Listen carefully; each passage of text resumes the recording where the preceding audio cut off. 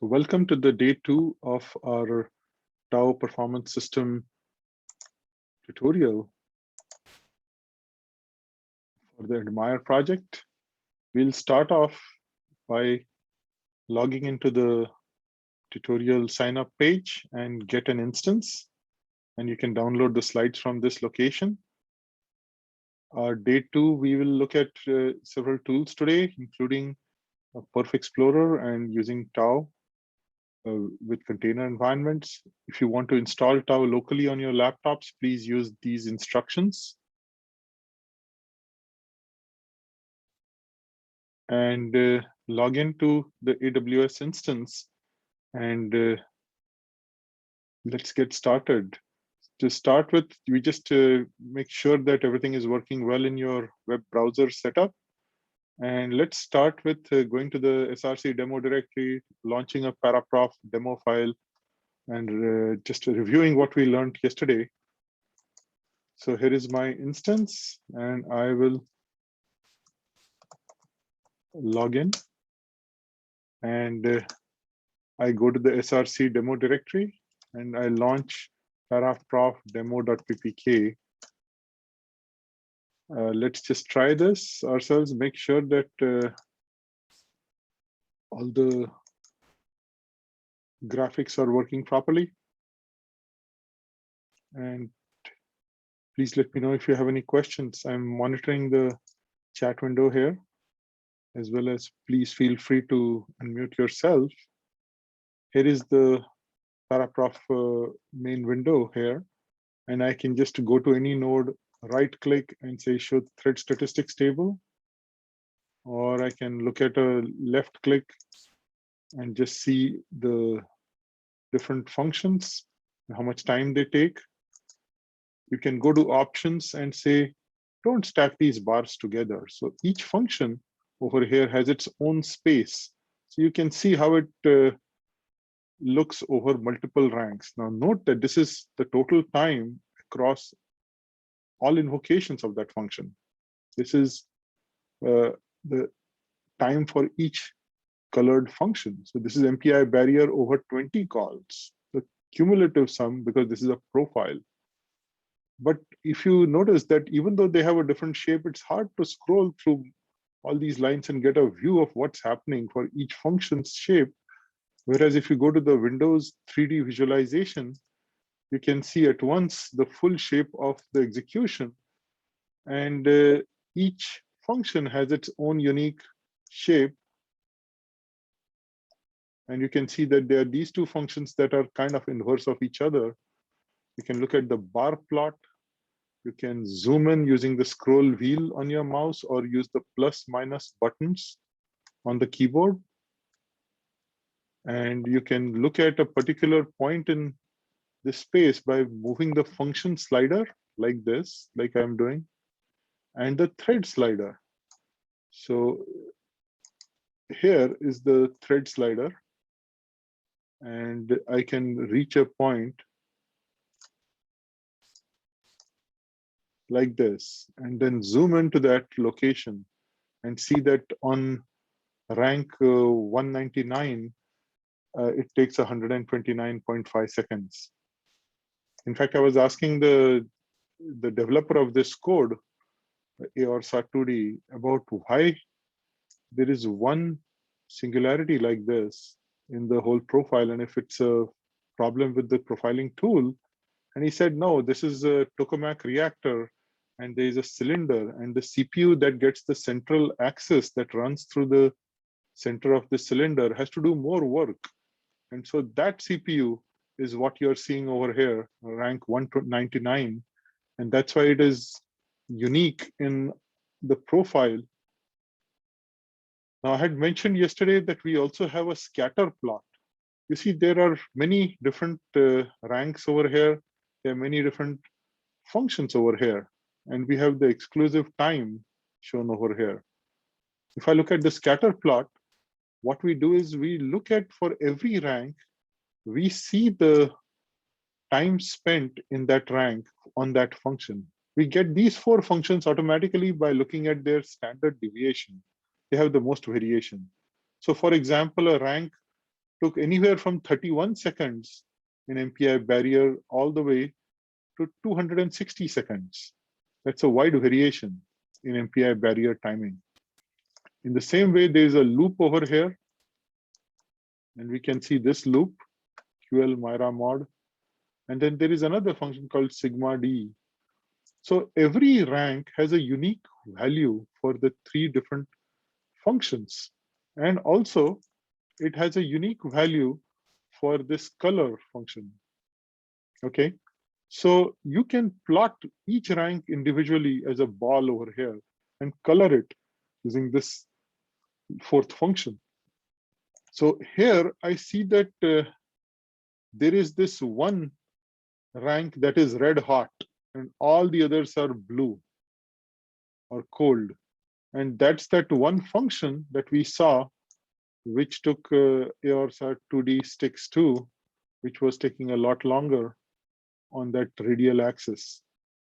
And you can also see some other interesting things, like if you see MPI barrier and sigma D call CQD, and if you just align this like this, you'll see that this is like a diagonal with a correlation coefficient of -1.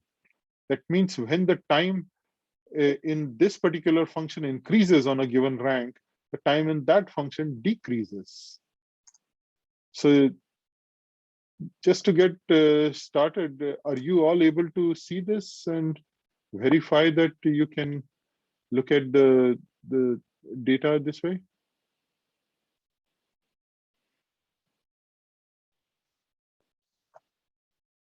And there is also a topology plot.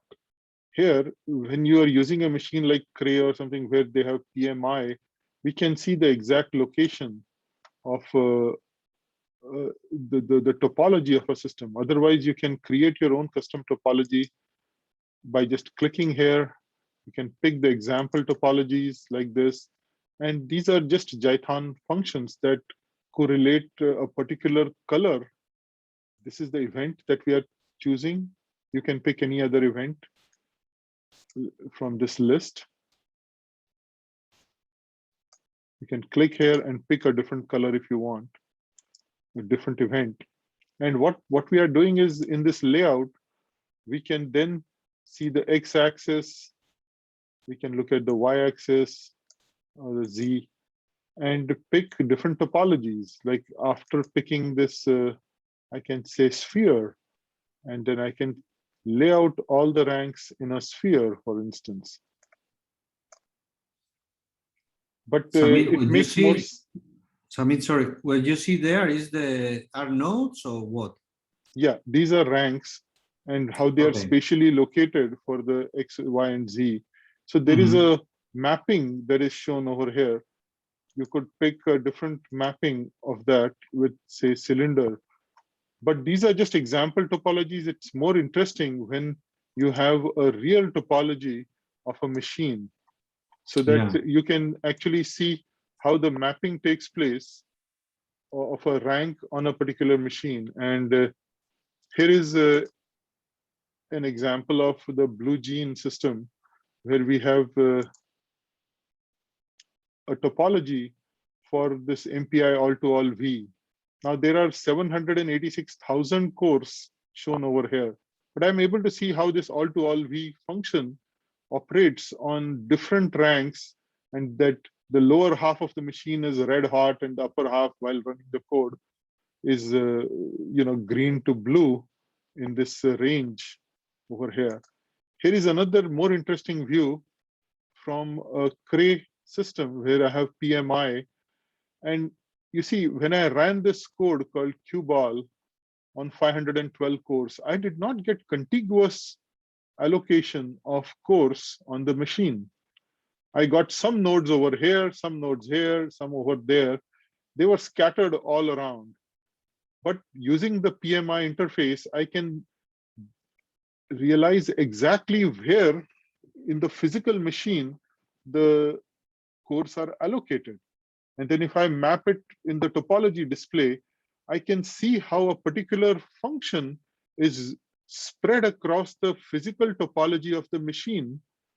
And I can then say that this is the FFTWI no twiddle 15 location in the sample, and it is blue here, there are red spots over there. And in some cases, the topology may matter enough that because you're getting an allocation that is spread out like this, that not all the functions are operating the same way as you expect. So you can see the mapping onto the physical machine. And where that mapping is not available, and if you have your notion of how you want to display it, you could create your own custom mappings. Although it's more beneficial if you get the actual physical layout of the machine through some interface like PMI, and then you are able to show the actual functions as they are located on the machine.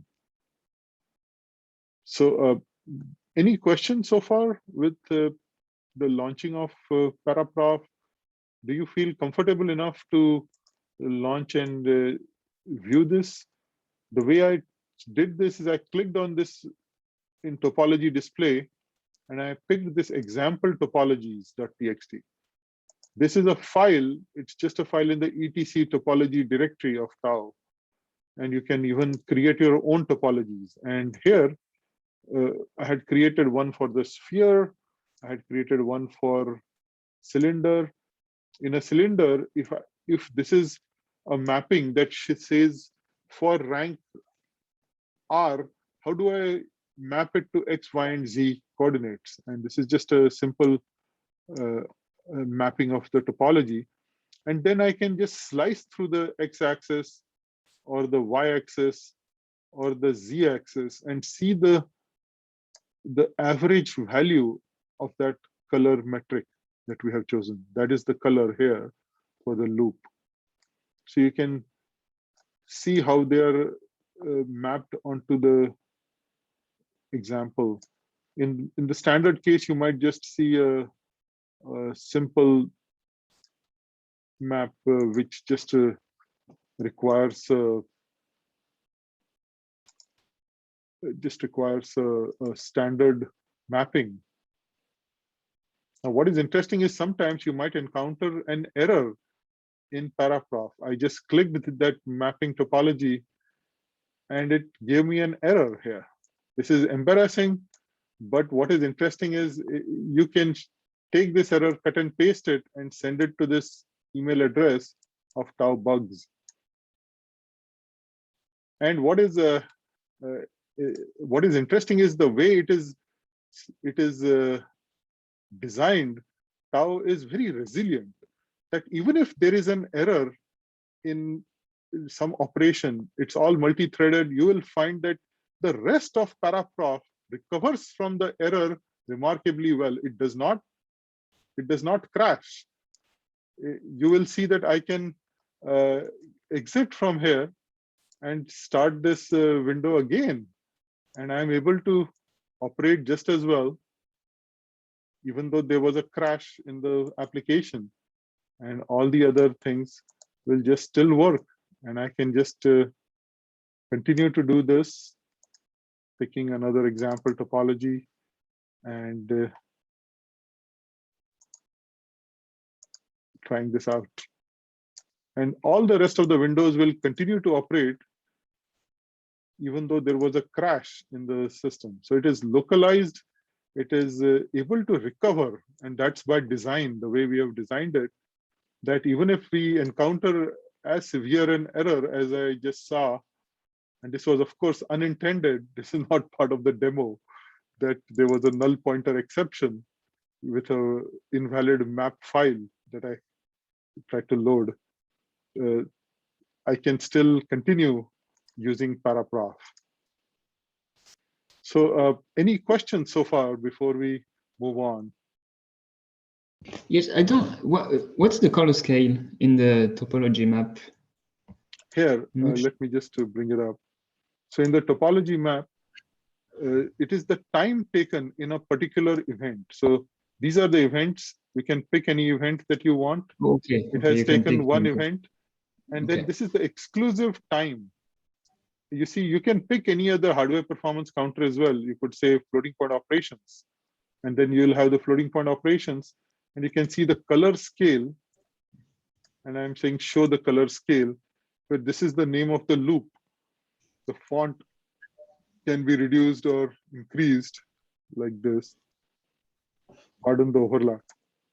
But this is the name of the function that it picked, and you're just seeing the topology map in the X, Y, Z direction of all the ranks mapped in this way. This is by default. Okay, thank you. And is the browser working properly for everyone? Are you able to launch the 3D windows and see the performance data properly in, say, scatter plots, bar plots? Yeah, okay, good. Since these are interactive workshops, we do need the feedback. Now let's just go on and try to do what we were doing yesterday, which is first we go to the here. Let me just go to the examples.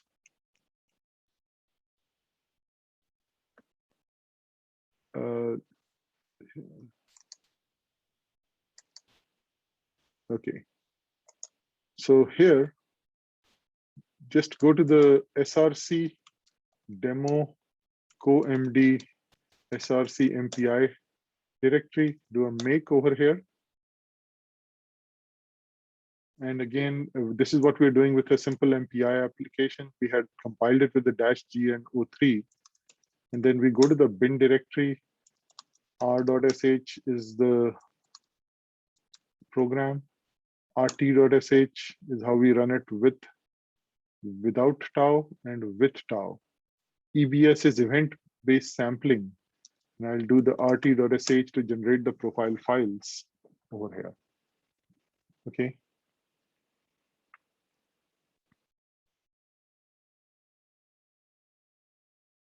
Now, today I want to cover the use of tau's database and how we can run the same example across multiple nodes and generate different core count data and use Perf Explorer using a database with tau. So we saw this yesterday. If we wanted to look at the performance of this application, we saw 8 ranks.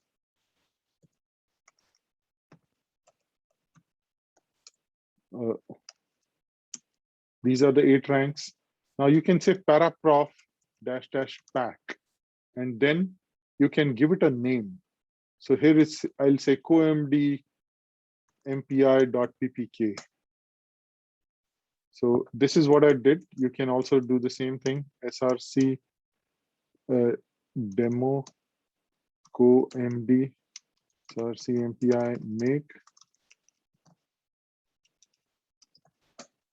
like that. And then I said paraprof --pack,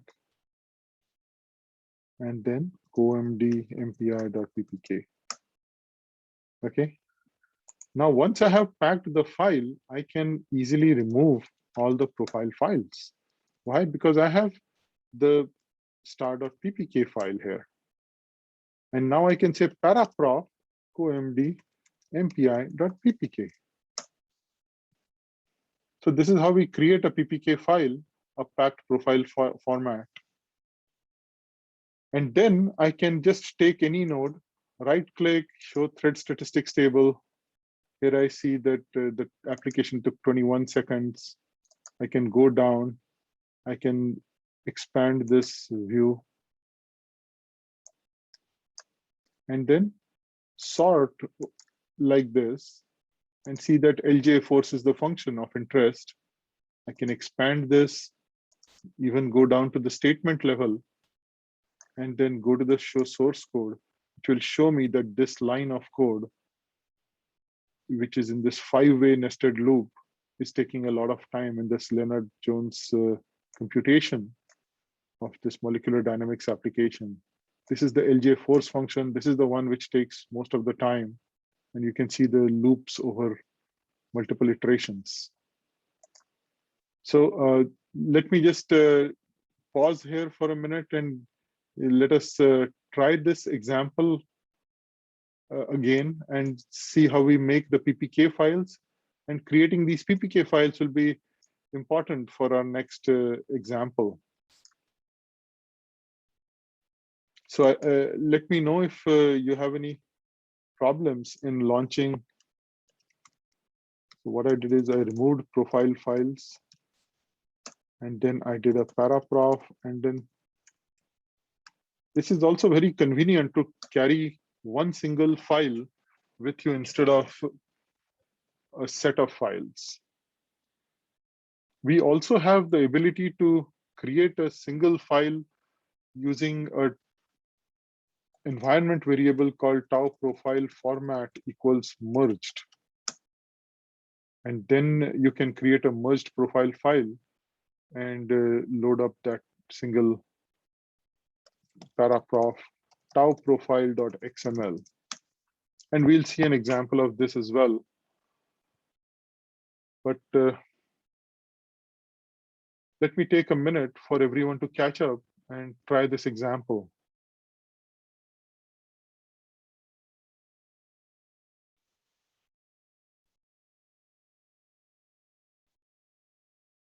I want the goal of this section today is to make sure that you feel comfortable applying tau to any other application.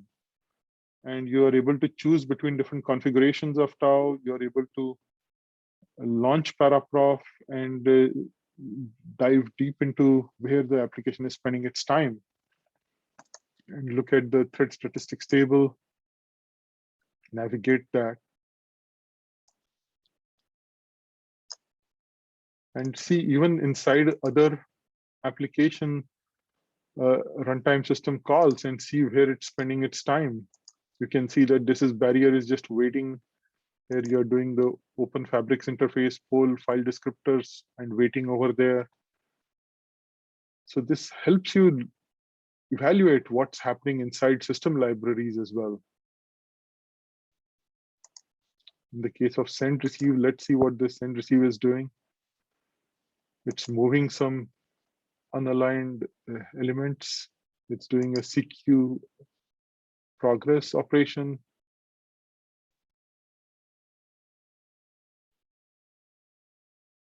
And here's the profile.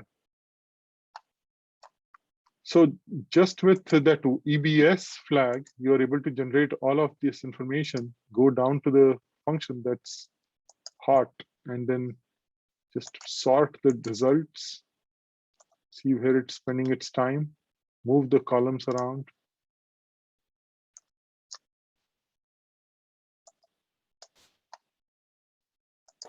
Sorry, Samir, a rapid question, if I may. Sure, please.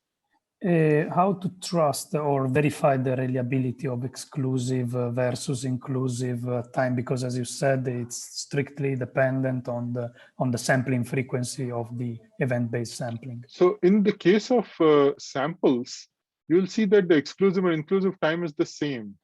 It's based on the number of calls that you get over here. It's only in the context of these other functions where you have no context or sample written there, that you have the precise inclusive and exclusive statistics, like in the case of .tau application, for instance. Here I have the timers which are inserted for entry and exit. And then these are used to then calculate the precise timings like you have for here. So if I have an instrumentation in this bar function, and this bar function say takes 25 seconds out of foo, which takes 100 seconds, then I can calculate this region and say this is 75 seconds. In the case of samples, all we get is a particular interrupt. And so what we can say is just that based on the sampling frequency, it collected so many samples at a particular location. And so based on the interrupt interval, the total time taken is so much, which is the same for both of these cases, because this is at the statement granularity. And then this summary node is just a collection of these samples. So you see, this is the number of calls. This shows you how many samples it took at a particular line in the code. The total samples taken outside MPI were 657. Out of those 657, 124 of those darts landed in this particular line of code. So 124 out of the 657, which represents about 19.6 seconds of total time, gives you an idea of where the application is spending its time. Sampling is basically getting some samples in the code, but it's not 100% accurate. As you can see, between this T5 and T6, it missed this region of code where samples were not taken. But there's a good chance that if your application is stuck in a barrier somewhere, no matter what sampling period you choose, you'll find that it will collect samples over there, and it will point to that region of code as being an interesting region that you should explore. Did I answer your question? Yeah, perfectly. Very clear explanation. Thank you. Oh, great. Thank you. And are you able to generate the performance data, generate PPK files like this? Do you feel comfortable in the use of Parappa? Yeah. I've succeeded in doing this. Okay, good. Let me again take the other example, the example that we saw with, say, Zoltan. And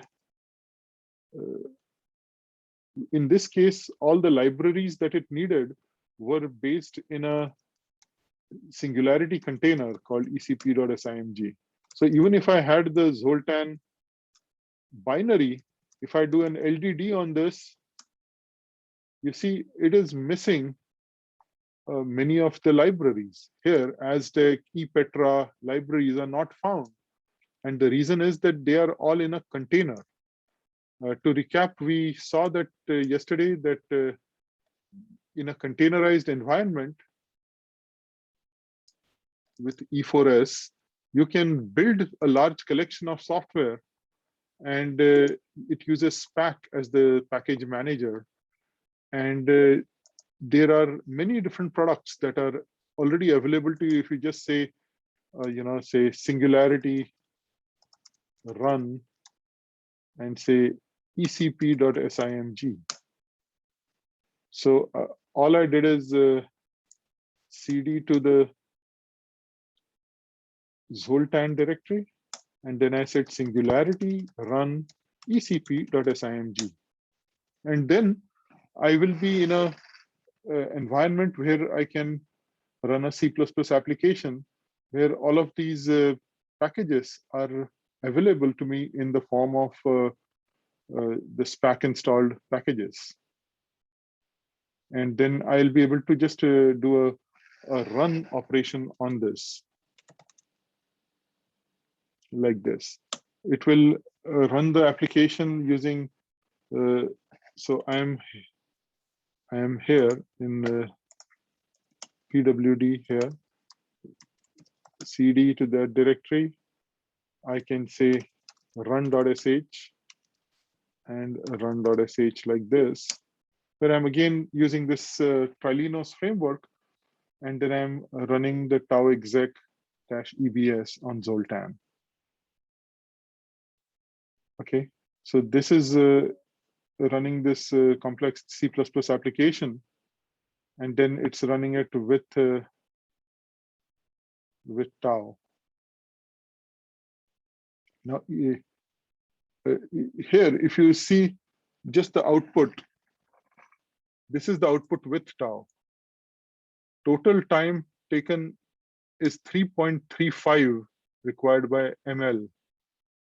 And if I go up and see what it was without tau, instead of 3.35, I see that the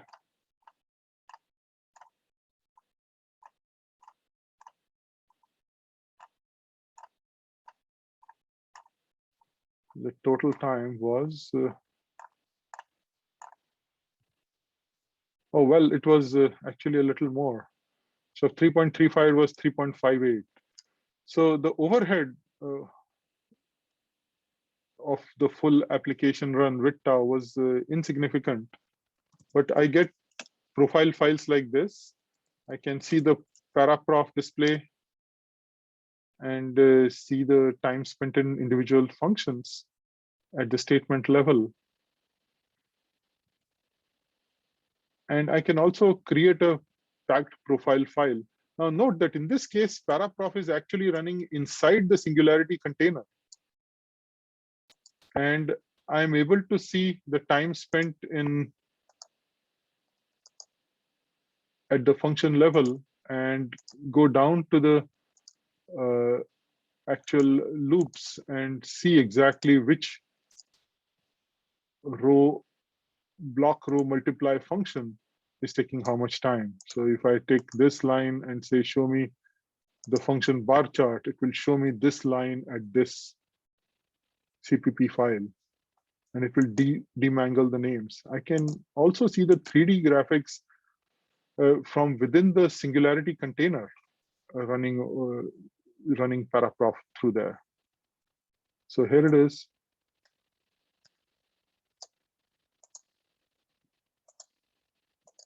And what do I do to create a PPK file? I can just say paraprof and say zoltan.ppk, or say zoltan4p.ppk like this. And if I remove the profile files, I can again run.sh. I could, for example, run it by doing module load trilinos and then say MPI run-np8 CPUs, tau exec-ebs zoltan. So what did I do? I was in this Singularity container. I said module load trilinos. And then within Singularity, I said MPI run-np8 tau exec-ebs zoltan, like this. Okay.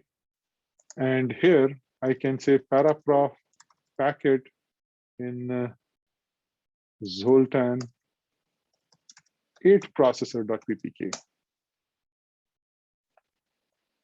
Okay, so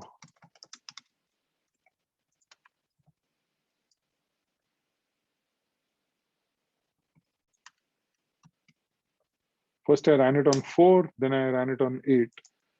And then I can say paraprof zoltan 4p and zoltan 8p.ppk at the same time.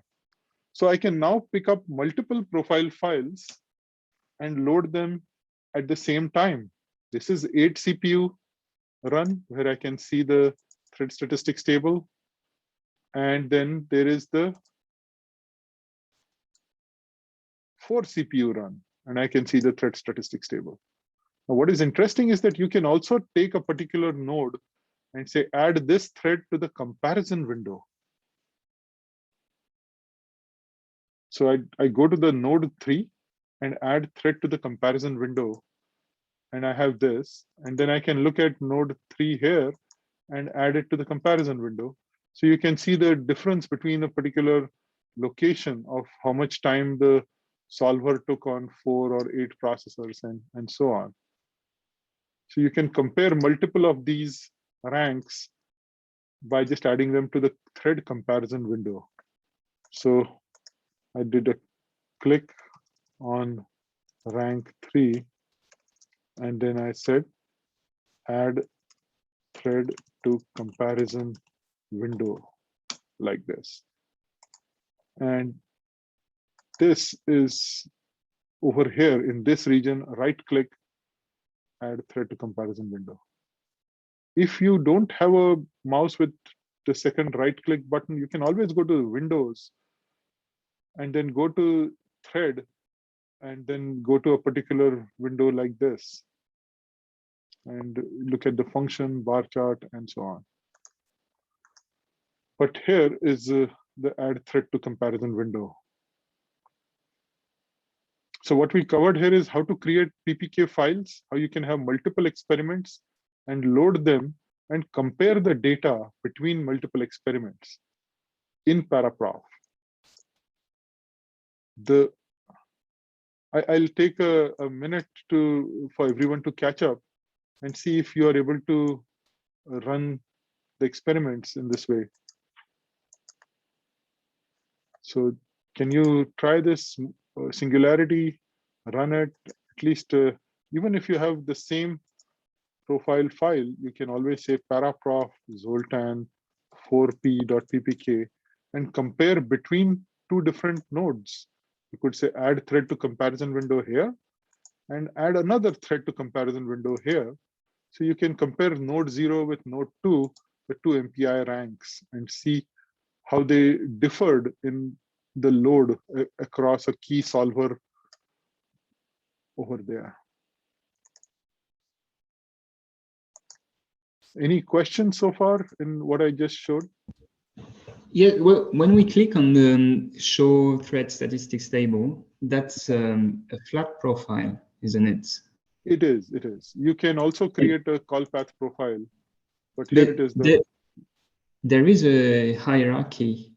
You have the Tau application, and but that's not the call path. I don't see the difference. So here it is just a collection of samples that have been added to the, so sampling always allows you to create, so there is a call path profile as in a full entry exit based instrumentation based call path. And then there is this sample, and we have just added up all the samples collected in this particular region to create a dummy node called summary to give an overall idea of how much time is spent in that whole function. It's just a collection of these samples, whereas the other call path that you're referring to, let me just show you. The other call path that you're referring to is the one that we generate with entry exit instrumentation. And in that case, you see over here, if I had inserted hooks at the entry and exit of every function using, say, source instrumentation or compiler based instrumentation, then I get a flat profile, but I can turn it to a call path and say call path depth of 100. And then I see this entry exit based instrumentation without any samples. That's a full call graph that is shown over here. Now, if you and if you use this again with what we just tried with, say, Zoltan or one of these applications, you'll see that the MPI functions then are inside the Tau application, but they may not be inside the instrumented part because there is no instrumentation in the rest of the code. We are just using sampling like this. So there are these samples that are collected. Is that okay? Yes, thank you very much. So you are comfortable with creating PPK files, launching one or more PPK files, and comparing the performance of one node with another in this segment, right?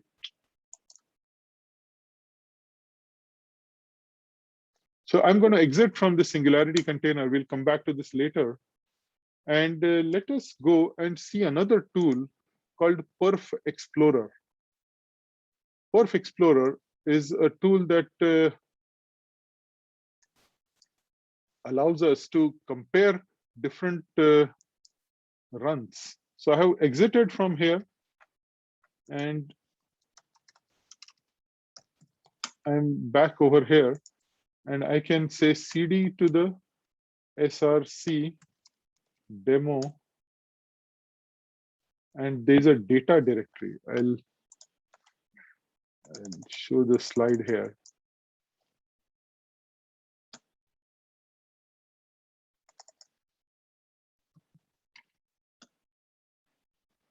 Using Perf Explorer. So in this particular project, it's really important that we look at performance databases. And here we see the perf DMF framework, the performance data management framework. We call it tau DB now. And we have the ability to export the profile files into a database which can have different backends. You see, we want to create queries such as show me the exclusive time spent in MPI barrier across multiple ranks, the mean exclusive time, and maybe compare it with MPI barrier timings when I ran it on 2 processor, 4 processor, 16 processors, and compare one particular MPI barrier performance. Now, these are high-level queries, and we want to shield the user from the complexities of SQL. SQL is a very powerful structured query language used by these databases, but it can be very complex for our developers to use this directly. So we have a layer called tau DB, which shields the user and then provides a graphical interface to the tau DB. So here, you can have a different backend. You can have PostgreSQL, H2 from Apache, MySQL, DB2 from IBM or Oracle, and then they all speak different dialects of SQL. You know, banks spend hundreds of thousands of dollars in converting applications that use, say, one database to another, like DB2 to Oracle translation, because the SQL is slightly different, and so your application needs to be ported. But using this layer of tau DB, you are able to target different backends while maintaining compatibility with some performance evaluation tool APIs. So with that, we look at how we can create PPK files, and typically you run a job, you pack the profiles, you create multiple of these, you can configure the database, configure Perf Explorer, and then either manually add the trials or use a upload script. In this case, we are going to use a workshop via HPS data directory. And there, we will have a script called upload.sh. And what this will do is it will take canned profiles that we had created on 2, 4, 8, 16 processors and upload it to a database locally on this AWS. So we'll create a full database on AWS instance. We will upload the data to that. We'll launch Perf Explorer. We'll click and expand this database tab. And I'll first expand the DB2, the H2 database, go to all applications in this NAS parallel benchmark, and then select this experiment scaling like this. And then go to the charts and then pick some canned charts and show you how to use this tool. So let's go to CD. I'm out of the container. That's important. I'm going to workshop VIHPS.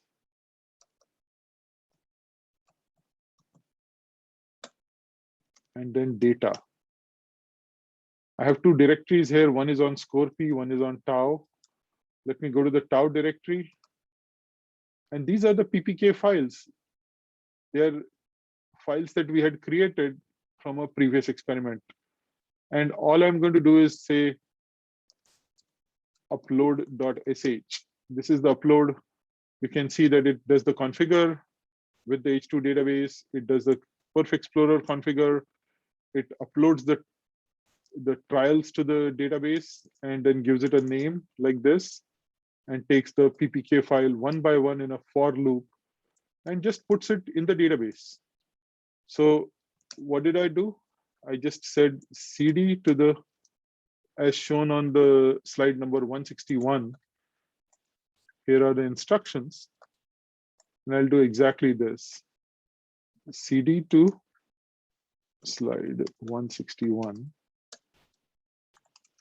Workshop VIHPS data tau, and then say /upload.sh.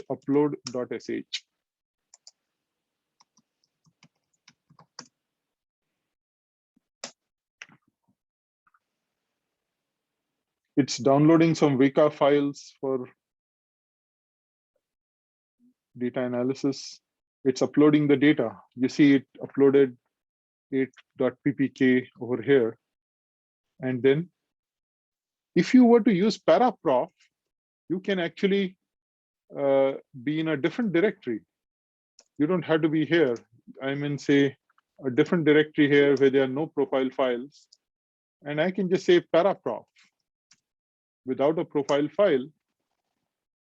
And now you see there is a default H2 database.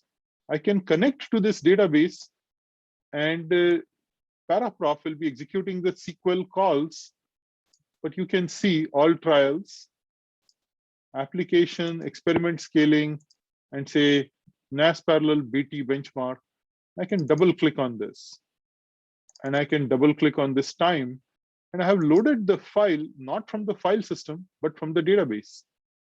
I can see the stack bars together. I can go see the window, 3D visualization, bar plot, the same as we did before, but everything has been loaded from the database now using paraprof. Okay, so here is paraprof comparing looking at the profile for 16 processors. And again, how did I do this? I went to the paraprof in any other directory, and I just say, open up this key of H2 database, expand this application, this trial, and then load this by expanding this and double clicking on this green ball, which is time. That launches this. I can then see this, and I can see the time spent in various routines for the 16 processor profile. I can open up two at the same time, like this, and open up this and this. Like I could compare this thread to that thread.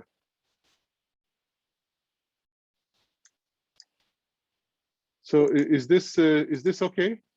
What I just did is I just uploaded the data to this directory. I said paraprof, and I then expanded a database entry. Expand the default all trials BT MZ B.16. It's the same interface, but I'm executing SQL calls to load the data in paraprof.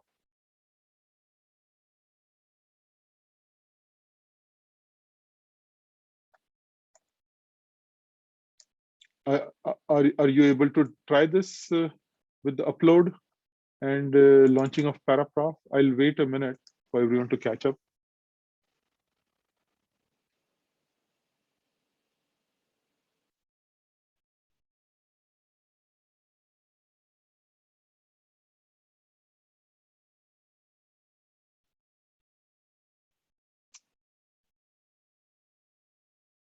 And then we will launch Perf Explorer at the same time as paraprof. And you can see that concurrently we can access the database that we have just created by uploading these profile files.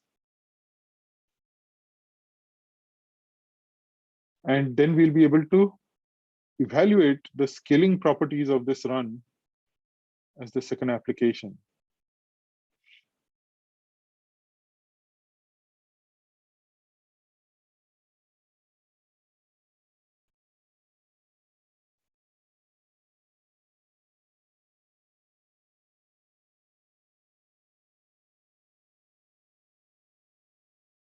So once again, what I did is first I started with the workshop VIHPS data tau directory after exiting from the Singularity container. And I just did a upload.sh. And then I launched paraprof. And I can expand this database like this and see the scaling experiment and load any of these profile files directly. Is there a difference between Perf Explorer and Paraprof? Because in the Yes. slide you There is a difference between these two. Here I'm typically looking at the full profile of an application. In Perf Explorer, I'll launch this Perf Explorer next.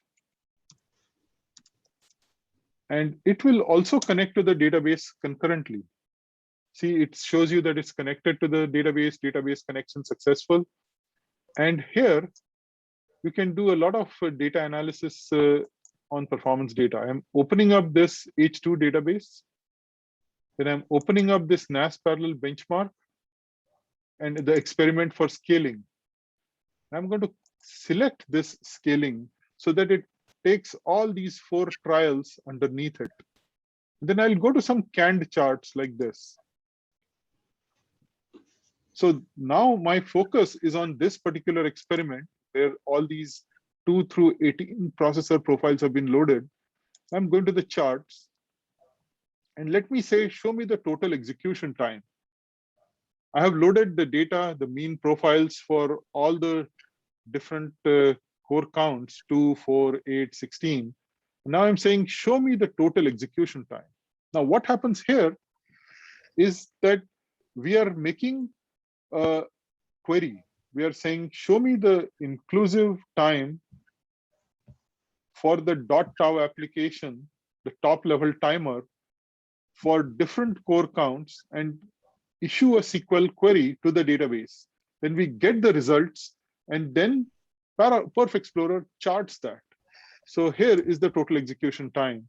And you can see that the number of cores as it goes up, the total execution time based on the total threads of execution. Okay, there are probably 4 threads in each of these experiments. You can see the time decrease like this. So this chart was created by Perf Explorer by using the SQL queries using the TauDB layer. And regardless of which database I have on the backend, whether it is H2 or Oracle, I can use the same queries and have a single code base for Perf Explorer to interact with the TauDB layer so that it can read the profile data from the SQL. So we maintain a set of the compatibility so that we could switch the layer of the actual database while still keeping this. Now, H2 is a very versatile database. We have found that it scales well with the experiments that we are using. It comes from the Apache Foundation. And the best part is that it is a file system-based database. You just created this in your own instance. You didn't need to open up any ports like you would do with MySQL or any of the PostgreSQL databases. And you don't need a full database administrator to manage the whole backend databases. You just are easily able to use a file system-based database that's maintained in your .paraprof directory. So there is a .paraprof.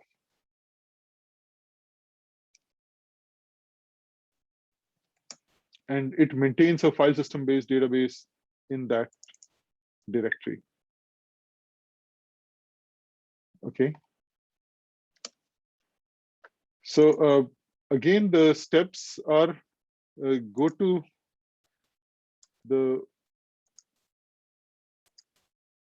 workshop VIHPS data tau directory, do upload.sh, Perf Explorer, click on this, and then pick some charts from here. And here is the Perf Explorer. I have opened up this. I open up this application, experiment, and click here so that these 4 experiment or trials are selected. And then I can go to charts and say, show me the stacked bar chart. And here I see the time spent in the different code regions and different core counts, number of processors. I can say, show me the aligned bar charts.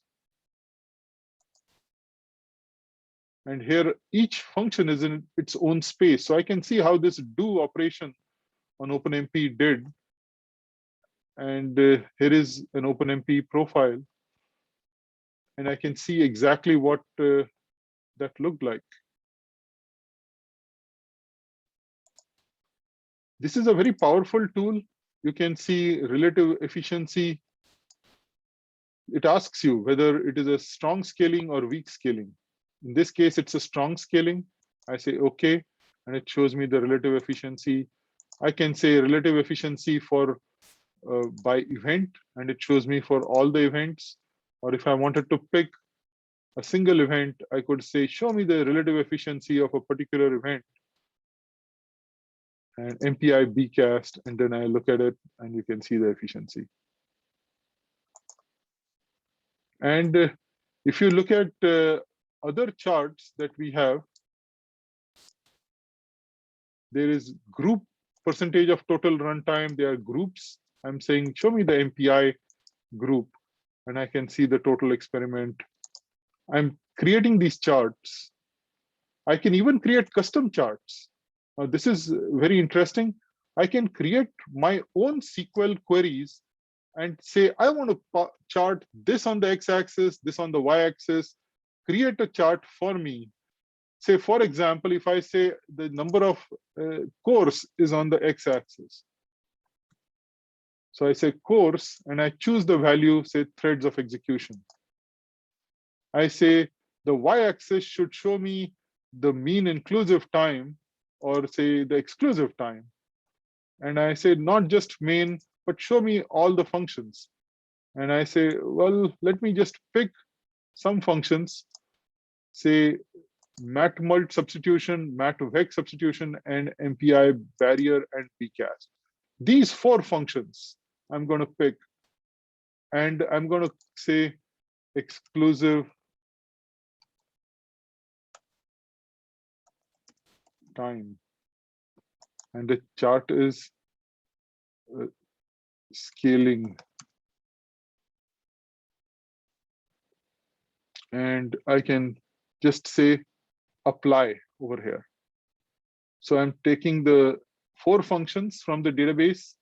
I'm saying I want x-axis to show the number of threads of execution, y-axis to show the exclusive mean time, and then I apply it like this. And then I see this 4 functions, and it created the SQL queries for me and allowed me to create a custom chart like this, which I can then save as a vector image like this in EPS or SVG format. And I can pull this into a LaTeX file and just store it.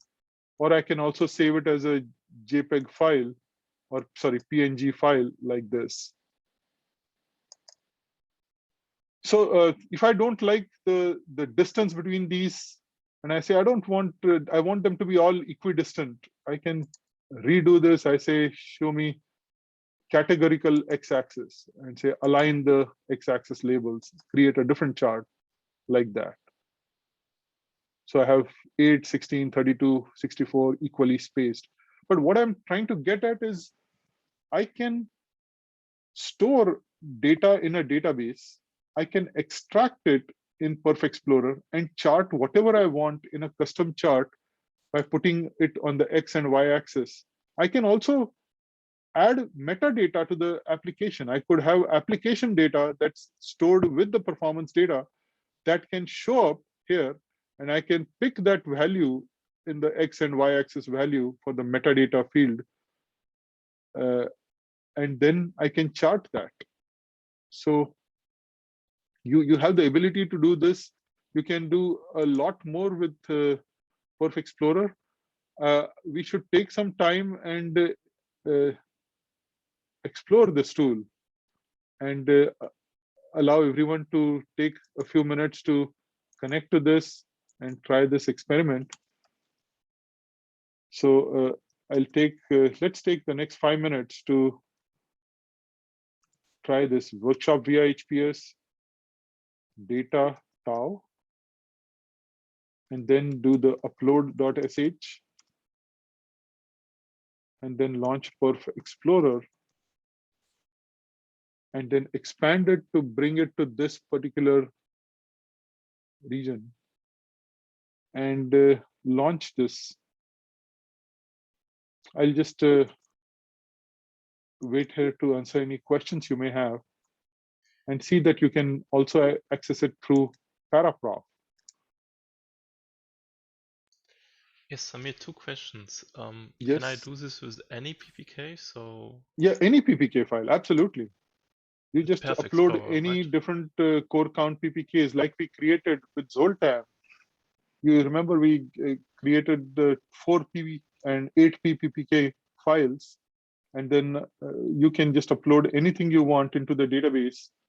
You can give it an application name, an experiment name, and then you can run this. I just used some canned data so that it's easy for you to just see it, 2, 4, 8, 16 PPK files and upload them to this particular database that you create and run this. I've had many users who have a huge hierarchy of their application with different runs on different platforms, and then they can compare scalability of one with the other. And it's a good way of working with data rather than our usual way where people write an application, they add hooks to a particular code region, then they do some MPI all reduce operation and get the timings for that run, and then cut and paste that time in a Excel spreadsheet and then chart it with X and Y axis like this, and then take a snapshot and then try to get the pixelated snapshot into a LaTeX paper or something like that. Here, everything is automated and you can just pick and choose the data along X and Y axis for custom charts and create your own views for the data. Yes, so for the custom chart, I don't know, but I tried what you tried, and for me, the interval events seem empty. Could you please Okay, repeat how let me you? try this again. I'm connecting to Perf Explorer after the upload has happened. You have done the upload, right? Yes. Now you see this JDBC at the top. Did you expand this? Did you see the application NAS parallel benchmark? Yes, everything is experiment scaling. I clicked on it. Experiment And scaling, okay. And then this worked properly for you? Like if you said yes, aligned stacked bar chart, you can see this data? yes, this did work. Okay, so just keeping this scaling experiment here, I'm now going over to custom charts. Now I'll open up x-axis value and pick threads of execution. Okay, Yes, I did. I did this. Then I clicked, I said something like threads.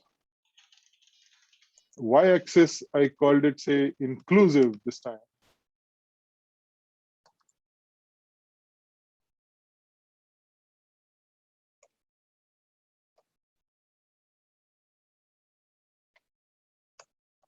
Okay, and here I click this main only and uncheck it. Now I see all of these events. I Okay. can click here and multi-select, say 3, 4 events like this. Now it's working. And yeah, and then I click apply over here. And now I get these 4 and I can create the chart. Does this work now for you? Yes, unchecking the main only did the trick. The Basically. main only, okay. Otherwise, it's just main that you do have at the highest level. Are others able to create the charts like this and see some of these other interesting views? Like this is the runtime breakdown view. Charts runtime breakdown. And here, I'll see how each function is running at different core counts and what portion of their value is adding up to, say, the 100% of the total execution time. So you can see at different core counts how your application is doing for different code regions. Again, this is selected and go to charts, runtime breakdown.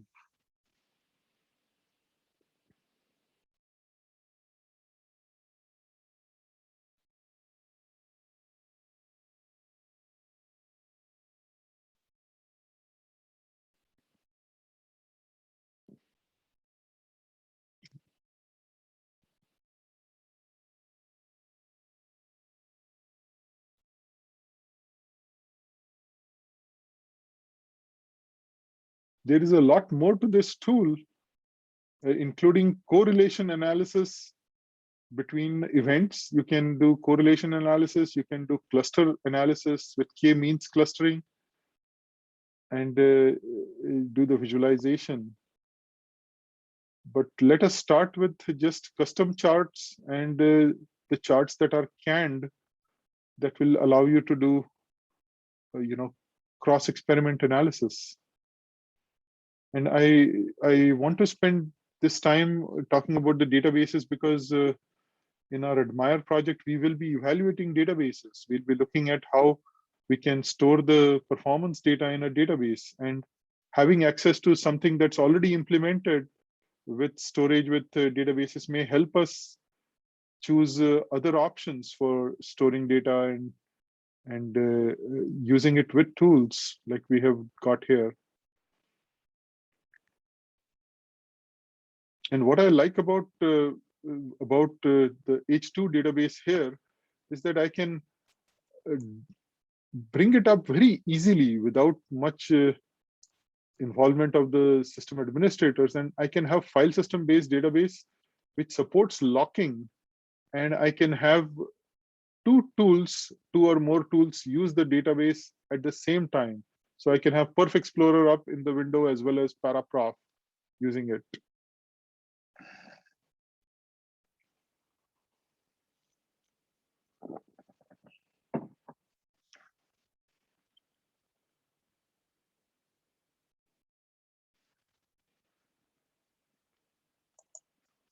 Any other questions? Are you able to do this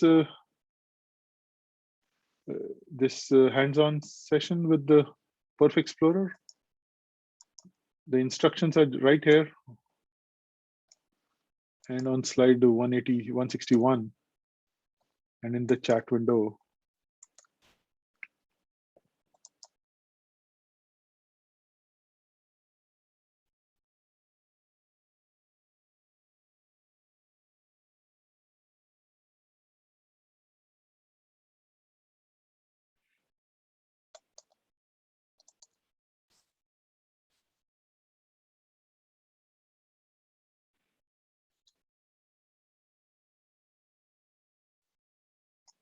Here's visualizations. I can pick a particular metric and then I can do distribution of significant events and charts like this with the visualization, create data summary. I can look at the data summary here. I can look at normal probability plot. There's a lot that you can just use with even launch Weka with this data set. Histograms. This is the histogram view. So take some time to explore this tool. You may find that it provides a lot of features that can help you with data analytics with performance data with just this scanned data set. So for doing these views with the visualization, I picked a particular metric over here, like this time. And then I can pick this visualization and do this.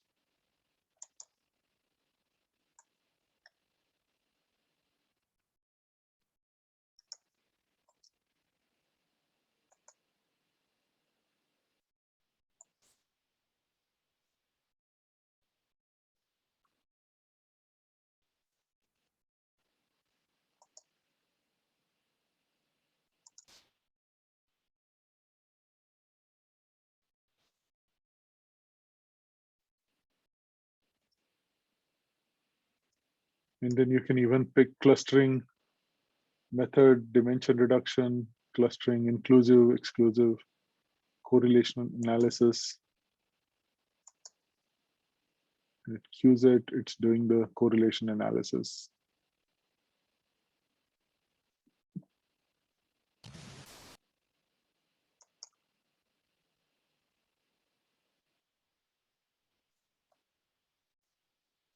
This can take a long time.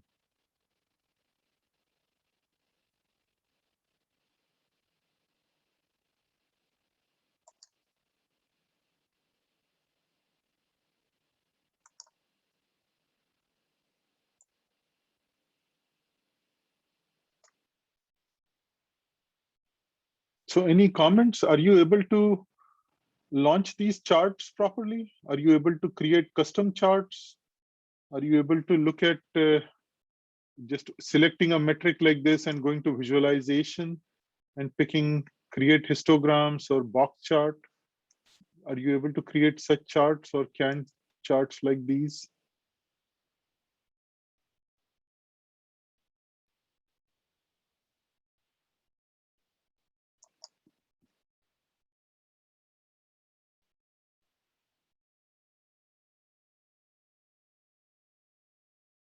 Good to hear, Alberto.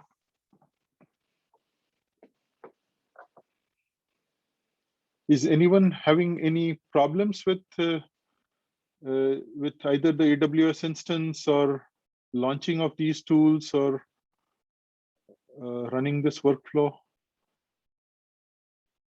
I want to give you all some time so that you can try these things, and trying it once yourself will be much better than any PowerPoint slides that I can show with different views.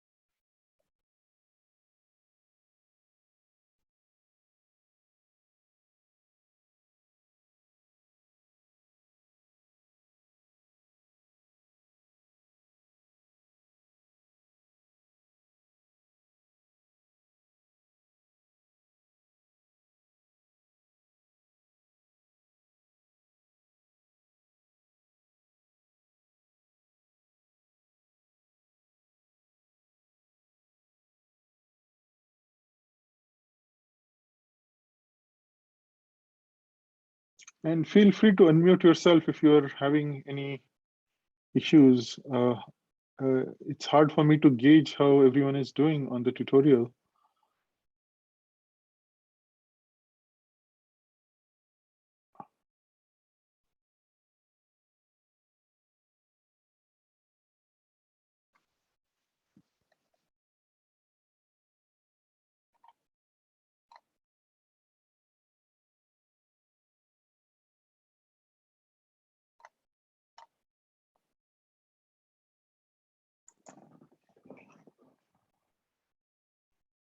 Should I continue with the rest? Do you want some more time to work on this?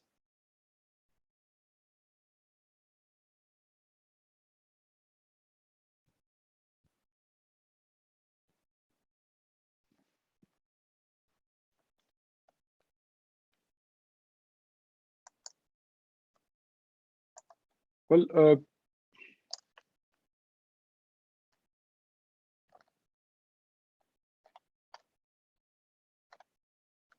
there are a couple of other things I wanted to cover about using Tau with a full application. And let me just minimize this while it's running the clustering analysis and get back to this. So let's take a full application and try to run this with Tau. I had mentioned yesterday about how we can create Docker and Singularity containers. I had showed how you can run the Zoltan application with different libraries loaded. Now I wanted to also mention that E4S has a build cache. So you can, instead of installing packages from the source code, you can install packages from a binary build cache. And we have build caches with over 50,000 binaries of applications. So let me show you a full application. And this is Nalu Wind. It's a wind turbine simulation code, a CFD application. So I'm going to the Nalu Wind demo directory over here. And let me just say spac find Nalu Wind. Okay. Now here, it shows me that it is installed, the Nalu Wind application. I could say spac location -I Nalu Wind, and it will show me where it is installed. Okay, it's in this directory. If I looked inside this directory, ls and say bin, I'll see the nalu-x executable. Now, instead of just using this, let me delete this application and build it from the build cache. So I can say nalu spac uninstall Nalu Wind. So this application will be deleted. It says, do you want to proceed? I'll say yes, and I'm deleting this application. So here is the spac.yaml file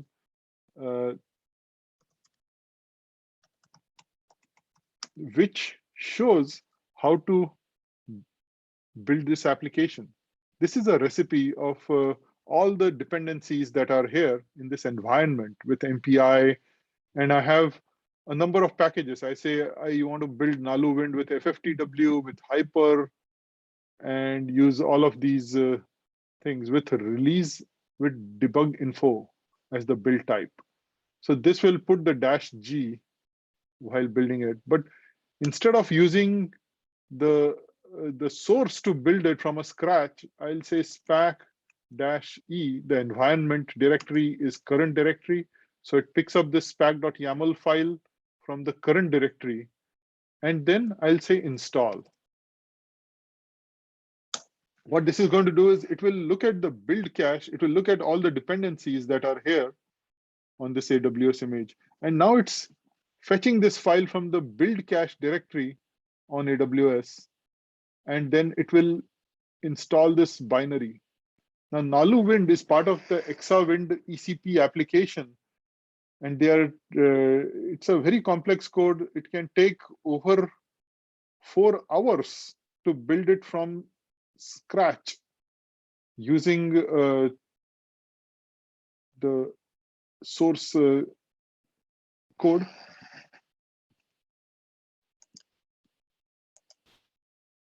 And here we are just building it from the build cache as a binary. So I've installed it. It's installed again. So now I'll have, if I say spac find nalu-wind, it will find this. Okay. So here is a demo.sh file where I'm running this code with tau. Okay. In this particular directory, it goes and runs it with tau. And I'll just say /demo.sh. I should probably have not done this at the same time as it is running this experiment because I have 8 cores. So there may be some interference, the performance data, but let's just run this at the same time. And I'm running this. It shows me what are the files over here.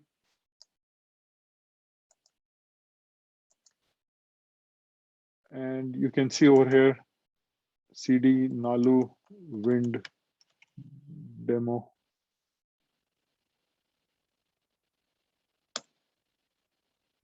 Okay, here, cat demo.sh. I'm going to go here, and then I'll cat run.sh. Here is how you run the application. You run it as MPI run np8 nalu-x after loading the spec load command, and then give an input file as edge hybrid fluids.yaml. And then it takes all of these output files and merges them. From many, you get one EPU. And then tau run.sh.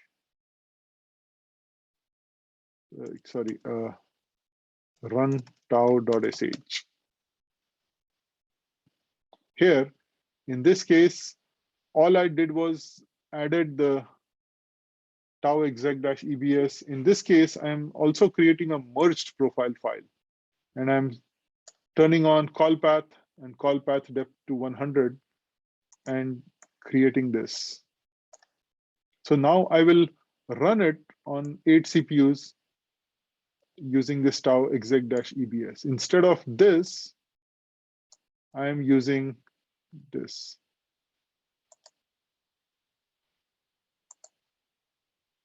So this is the original code. This is the tau exec-ebs. And then I turned on these call path and profile format merged. Instead of getting 8 files, I'll get a single file. And then I'll launch paraprof with this tau profile.xml file like this. Okay. And if you want to see what's happening in the AWS instance, I'm actually using 100% of all the cores to run this. Now, this takes about 3 minutes. Even the smallest problem I could find, it takes about 3 minutes to do this CFD simulation in this real application. But I wanted to give a feel for using tau with a real ECP application instead of just benchmark programs like NAS parallel benchmark. So I hope you are all able to do this. This is slide number 188. And I did the CD Nalu wind demo, and then just did a demo.sh.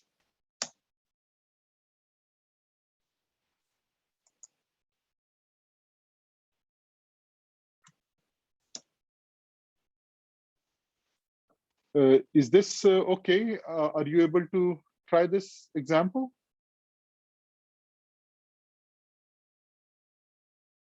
Maybe this is a good time to take a break so that we'll take a 5-minute break and let everyone launch this demo.sh so that we'll have performance data when we get back, and then we can view it in paraprof.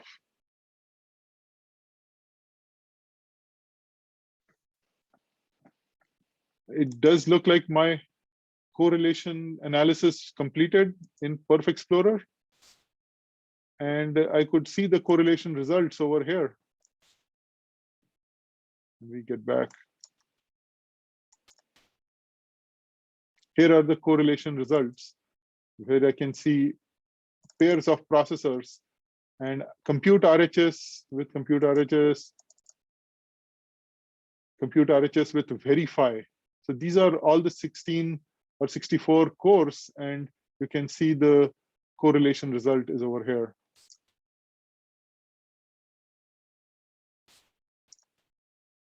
And there it has completed.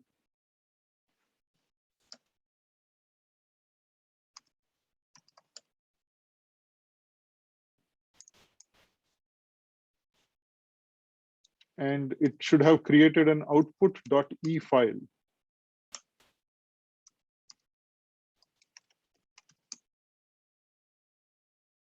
Before going on the break, let me just look at the output file and launch ParaView. ParaView is a third-party graphics browser and a visualization tool. It's a very sophisticated visualization system. And we'll look at the output from ParaView after we come back. So let's take a 5-minute break and let everyone try this. Is that okay? We'll come back in 5 minutes.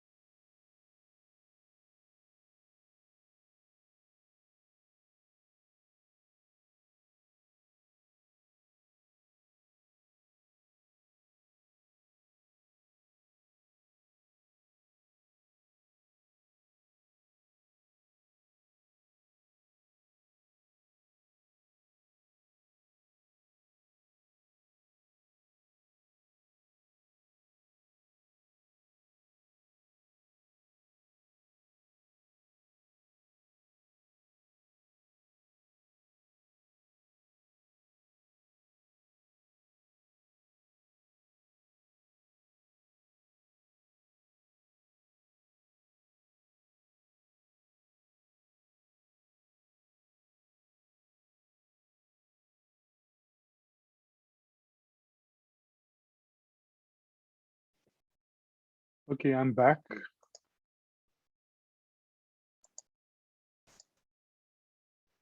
I hope you can see my screen properly.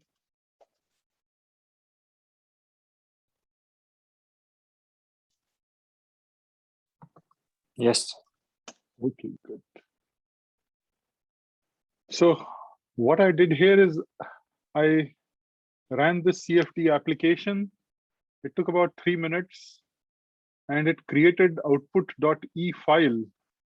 And I have ParaView loaded in my environment. And I just launched ParaView output.e.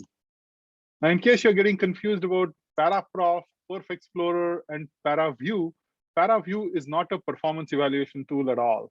It is just a visualizer. And I'm looking at the output of the application. I want to see what the application did and visualize that. So there is some fluid flow over a plate that we will look at. And to do that, I'm going to check these 3 boxes. There's a pressure box, there's a turbulent viscosity, and there's a velocity box. I'm going to check all of these boxes, and then I'll click on this green button that says apply. So I'm clicking here in ParaView, and there is the plate on which we are looking at the fluid flow. Again, I'm not an expert in CFD. I'm just looking at the output of this. I will look at VTK. Let me go to velocity. Then let me go to pressure. And instead of surface, let me say surface with edges. I can zoom in. Let me just expand this. I can zoom in like this. I can rotate this. This is a full plate. It has all of these elements. Here is the point Gaussian. You can see the 3D plate. I can look at other views of this data. But you should be able to first select velocity, then go to pressure. And you should also be able to click on play and run the view over here in ParaView.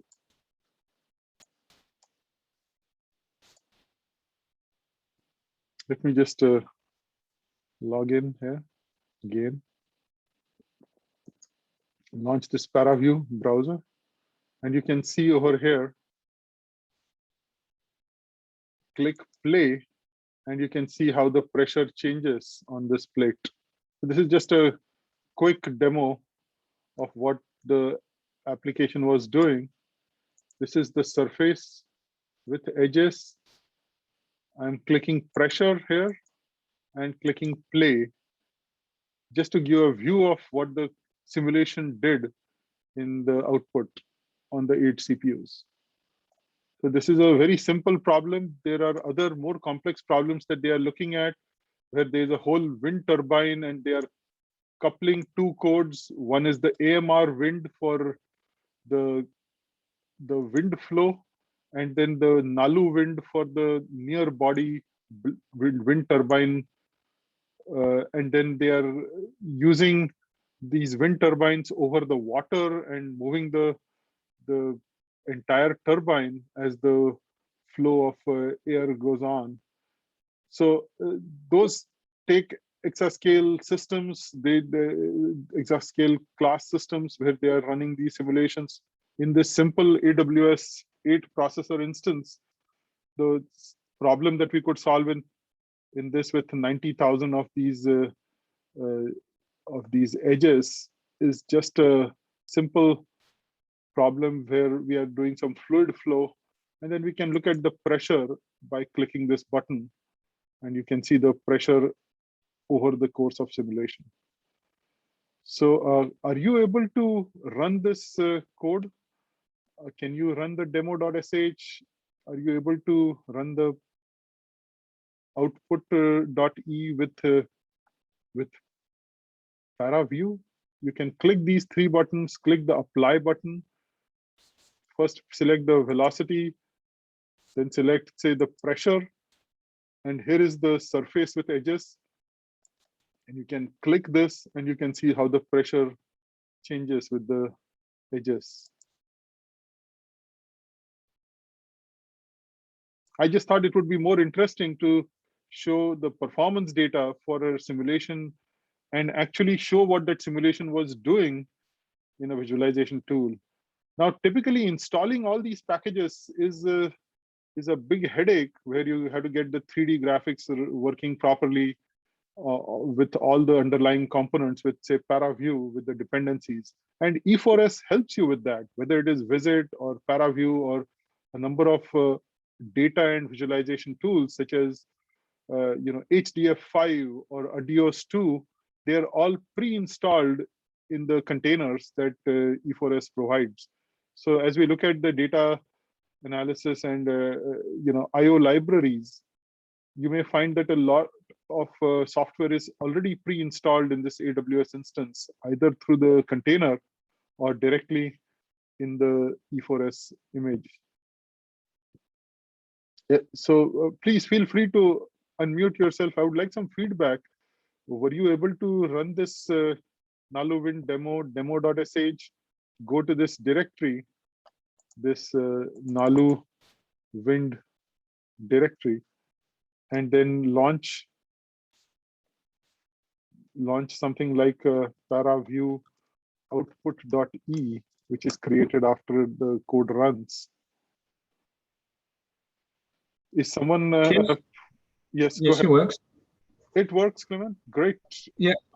Are you able to launch ParaView and then look at the pressure like this with velocity and pressure, and then look at the surface with edges, click the play button and see the variation of Yes, pressure? yes, I just click the play one. Point Gaussian.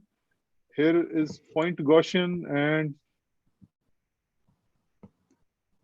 you can see the CFD simulation with the pressure over that. Are there experts in CFD in this call? Are there people who have used ParaView before?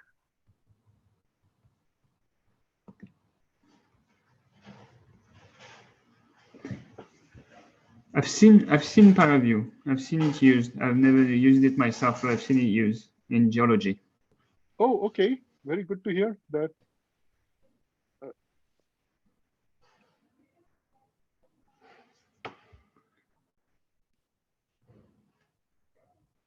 I hope you find this AWS image useful with all the tools pre-installed and being able to run everything within a web browser.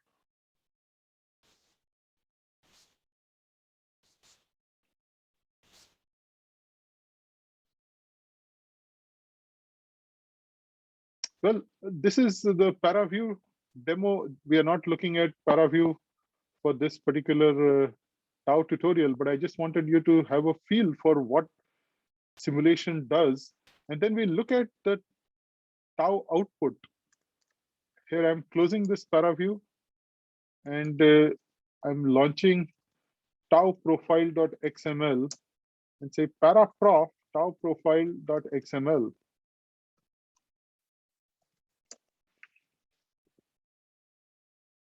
And here is the profile data that's generated on 8 of these CPUs. Now, again, I can look at the 3D visualization. I can see how each of those ranks was doing.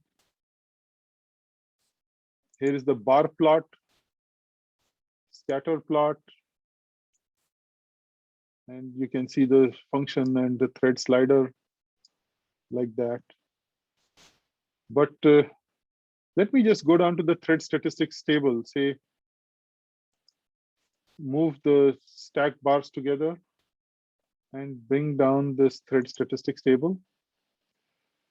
This time I had used the call path equals 1, and I used the call path depth equals 100. So we get the real call path. And here, what I did is I am running this application. This application uses Cocos. And we saw the Cocos profiling interface. And here,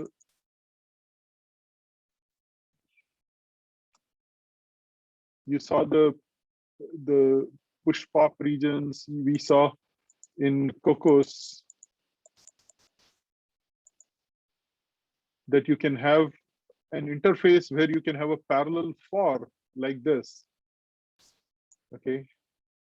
Here you see that there is a parallel for, and it has a first argument that you can use to encode what this lambda function in C++ is doing for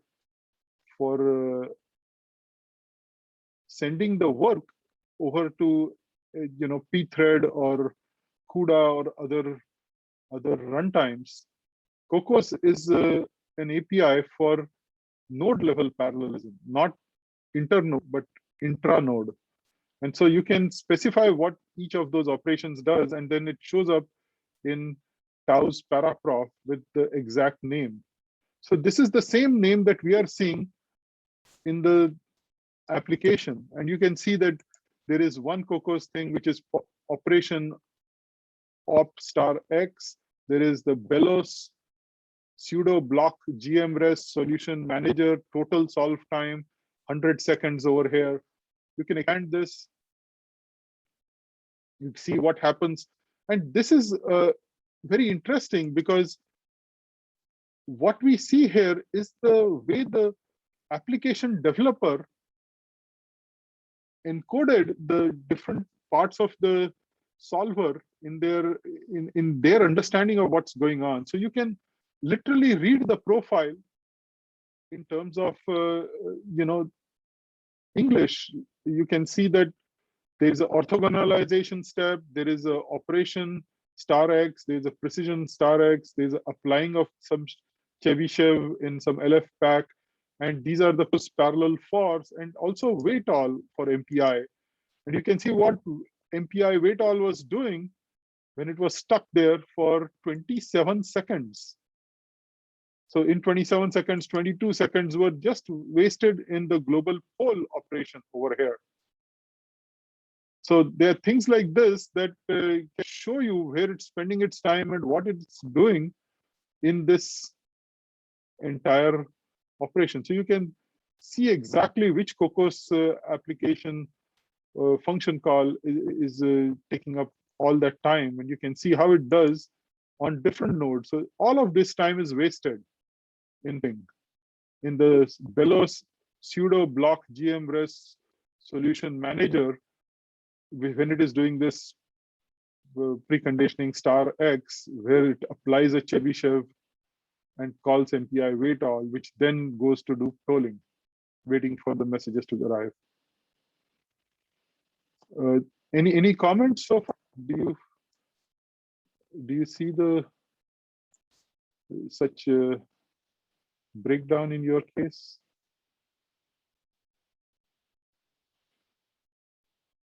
We can also look at other parts of this code.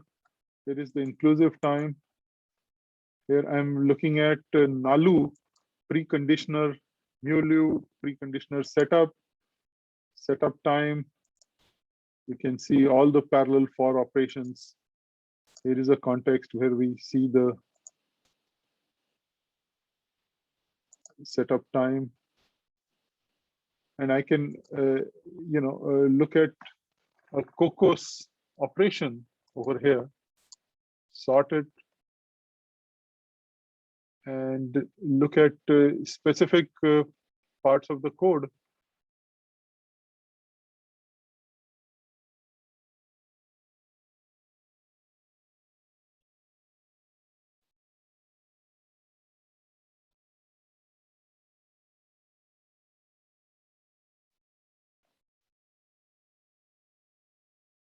And you can see first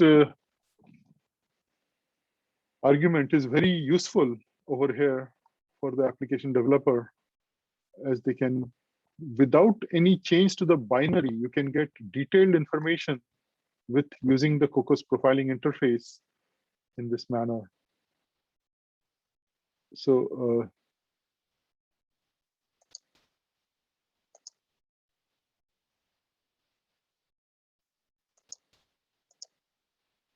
There's a lot of data over here.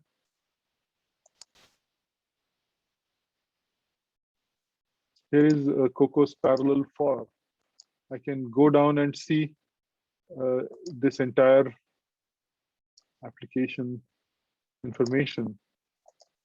Here is a function bar chart. Now you can see this is a parallel for operation. This NALU assemble edge solver algorithm in the run algorithm, and then the C++ templates. And finally, it goes down to this one line of code, which is tpetra linear systems.c at line 1138.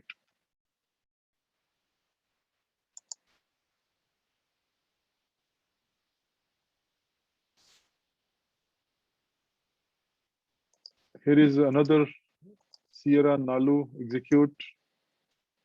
Just see. And I can jump right to the source line in this run algorithm.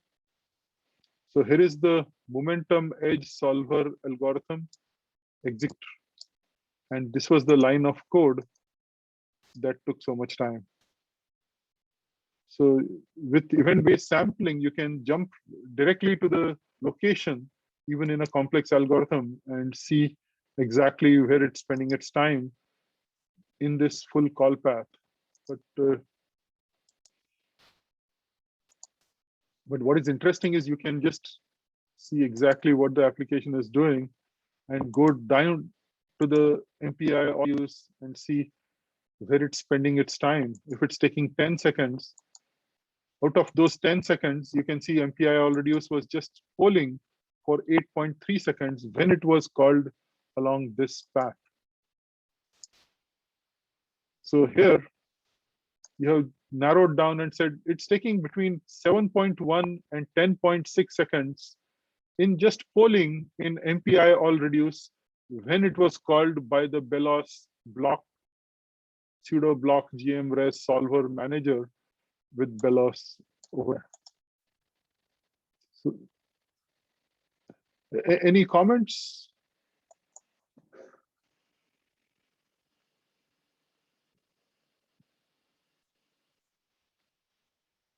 Were you able to generate the tau profile.xml file with this demo.sh?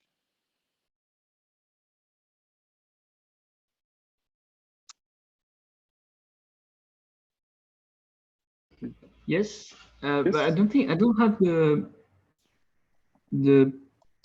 polling slowdown, I think. Oh, you don't? You know, I was running that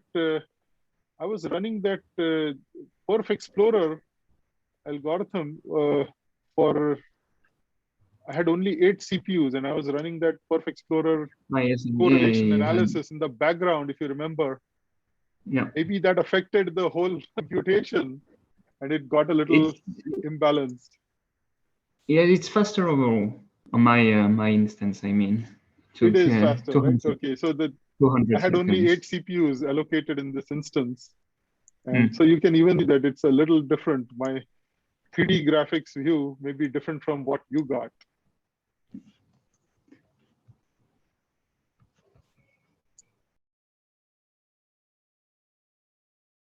But it's good to know that you were able to run this code and you were able to generate the profiles and see the output of the application in ParaView.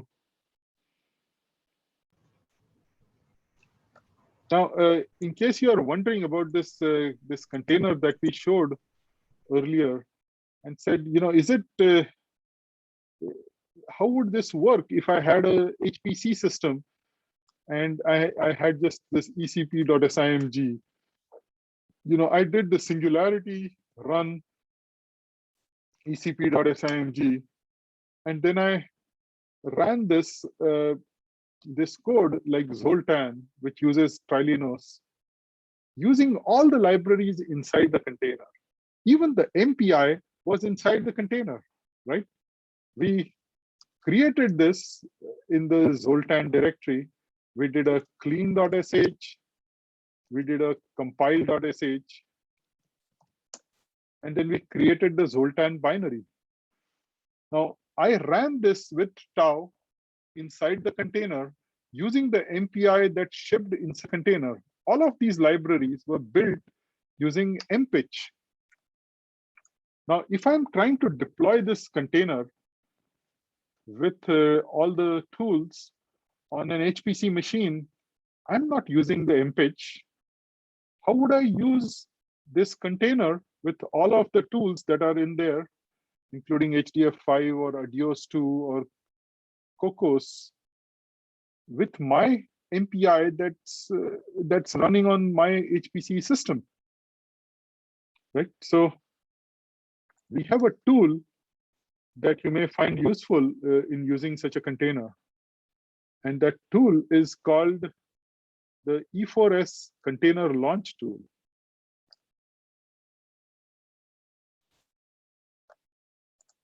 So the goal of this is that applications that are built with MPI in the E4S container should be able to use the MPI that's there on the system. And you can replace the MPI in the container with the system MPI. So that if you were using a fast inter-node communication library, you want to use the native interconnect, but you want to still use the libraries that come from this E4S container. So the application and data are external to the container, but the compiler time libraries and tools are inside the container. And we can replace the MPI with the mpitch ABI compatibility layer using a tool called E4SCL. And we can also replace the application with OpenMPI, the mpitch with OpenMPI using a tool called Y4MPI, which comes from CEA in France. And we have integrated this with the E4SCL so that you can build a binary once with the container and run it unmodified on all the HPC x86 64 clusters. So to do that, I'll actually show you how this E4SCL tool works with this Zoltan application and replace it, the MPI in the application with the system MPI. Okay. Here I'll try two different MPIs, maybe three different MPIs. One will be the Intel MPI, and the other will be MVAPitch2. The third is OpenMPI. So to use this, you just need to tell it what is the backend, whether it's a Docker or Singularity, and say initialize the E4S container launch tool with the Singularity. This is the image. When it brings up the image, what are the startup commands that you need, such as module load Trilinos or SPAC load Trilinos. And so you can give a startup commands over here, the container image, and then the Singularity. And then E4SCL does the hard part of figuring out which libraries need to be replaced and how the whole replacement. And you can just say E4SCL with your MPI run command, and it will run that application. So to show this replacement, this is how the whole E4SCL system works. We will follow the commands on line 193. Here, I will run the E4SCL with the container. So first I'll go to the Zoltan directory, I'll do clean.sh and then compile.sh. Compile.sh creates the Zoltan. Okay, if I do a module load Ilinos and do an LDD on this Zoltan, I'll see that there are many libraries that it loads. In fact, it loads 41 libraries. And if I look at there is this mpitch library that it's using. So we ran this code. We are familiar with Zoltan binary. Now, instead of running this binary inside Singularity with this MPI run, I'm going to come out of the container. I'm out of the container. I did an exit. And now I will use run E4SCL.sh file. Oh, sorry, I'll go to the Zoltan directory and cat run E4SCL.sh. So here I'm using the Intel MPI, and I'm going to use the one API installation on this AWS. I'll say E4S CL init, use the backend of Singularity. This is the Singularity file. Here is the startups commands. And I'm saying stack load Trilinos at the beginning. And then I'll use the MPI run from Intel MPI to load it. I'll just run it like this. And here is the E4S-cl.sh. So please try this yourself. You'll see that I'm loading up the one API over here. And then it will take some time to do the investigation with Intel One API, figure out which libraries it needs to mount in the context of the container and how it must do the substitution. And all of that is hidden from you. It takes care of this, and it will just substitute this MPI with this MPI run with the E4SCL. And we'll be able to use the one API. So the target launcher, this command is coming from here with MPI run. And you can see this is the MPI run it's using.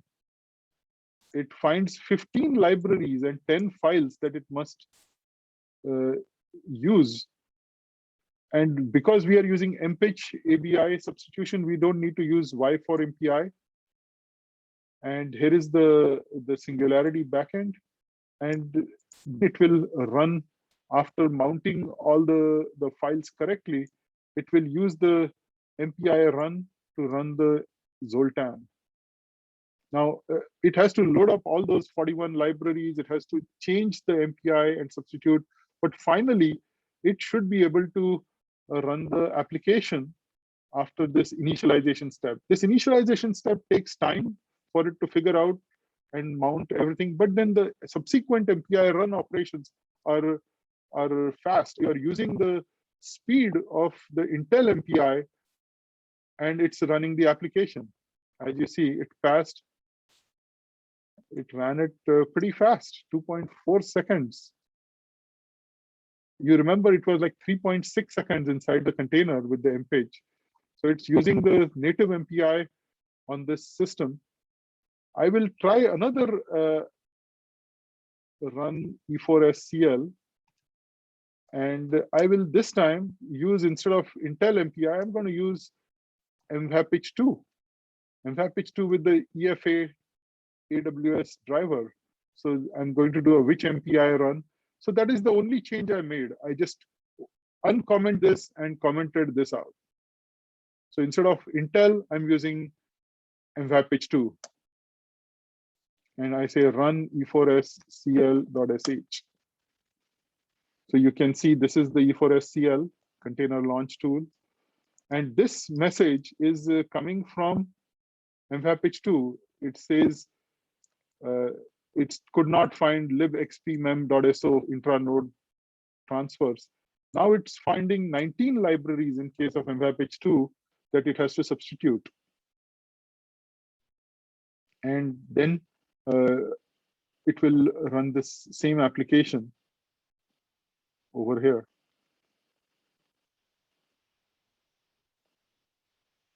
This ran in 3.1 seconds, still faster than the container.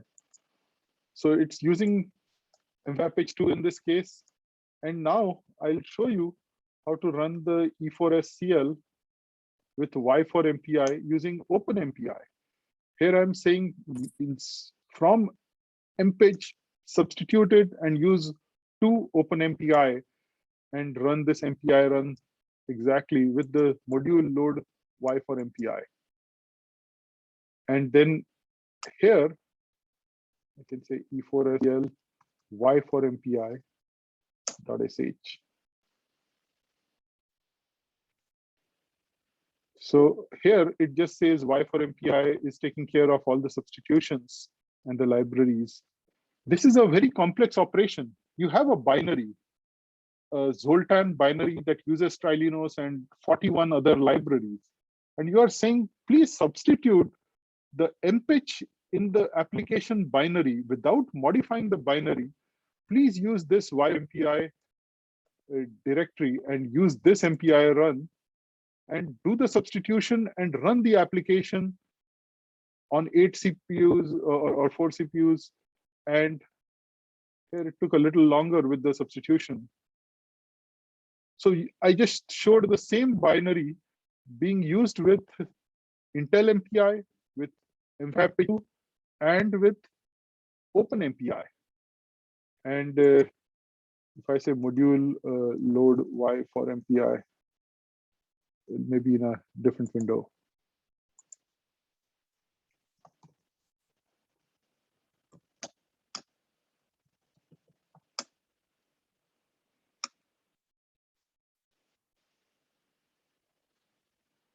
Then I can go to this directory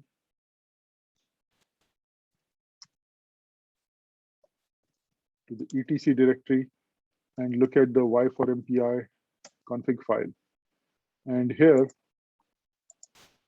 you can see that you can substitute from one MPI to another using Y4MPI, which is like a switch. Here is the mpatch, here is the default OpenMPI that it knows the location of that OpenMPI. It can even handle Intel MPI and MFAP2 as Y4MPI for substitution. But in our case, E4SCL does the work for doing the substitution directly with mpatch ABI. So you don't have to translate the calls using Y4MPI. But MPI requires such a substitution. So I'll take a moment to ask any questions on what we just saw over here. Do you have any comments? Are you able to run these tasks like this?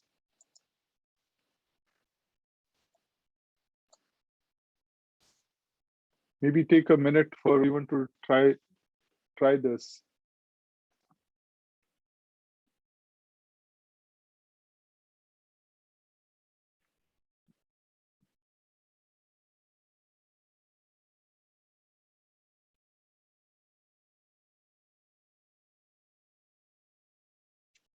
The overarching goal here is that if you take this container image, which has libraries built with MPI, then you can just use your system MPI with this E4SCL tool, and you can take a single binary for a complex application and distribute it in a binary form so that anybody can use the binary with the container using Singularity while using their own high performance MPI implementation that is native to their HPC cluster.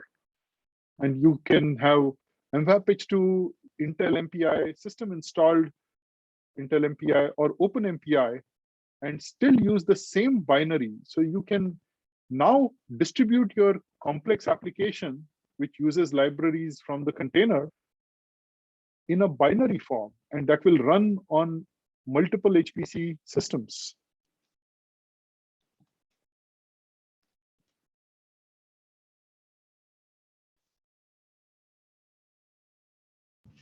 What's the link between Tau and E4S?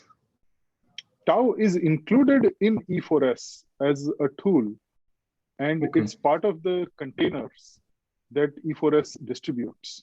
So we can do the performance evaluation of codes like we just did with Zoltan using Tau installed inside the container. So if you were having an HPC system and you just downloaded a single file like this, ecp.simg, from the E4S web page, then it will already have Tau built for many different GPU architectures in it. So you don't have to build it yourself. It's already pre-installed inside the container. You can use it to instrument programs inside the container. You can use it with different compilers, including Intel compilers, NVHPC compilers, and others, and even create binaries that can then run on your HPC machine using the system MPI.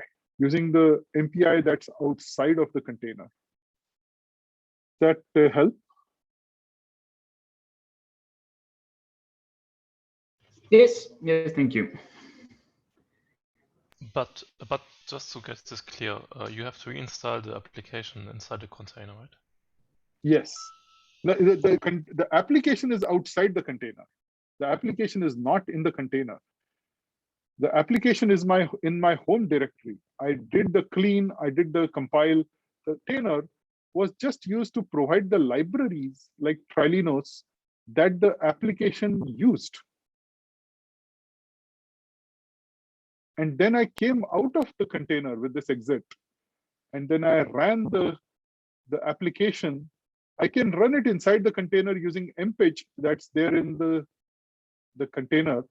But I can substitute that mpage using this E4SCL with the system MPI. So I use it with Intel AI, with MVAPage2, and then finally OpenMPI. Did I answer your question? Yes, thank you.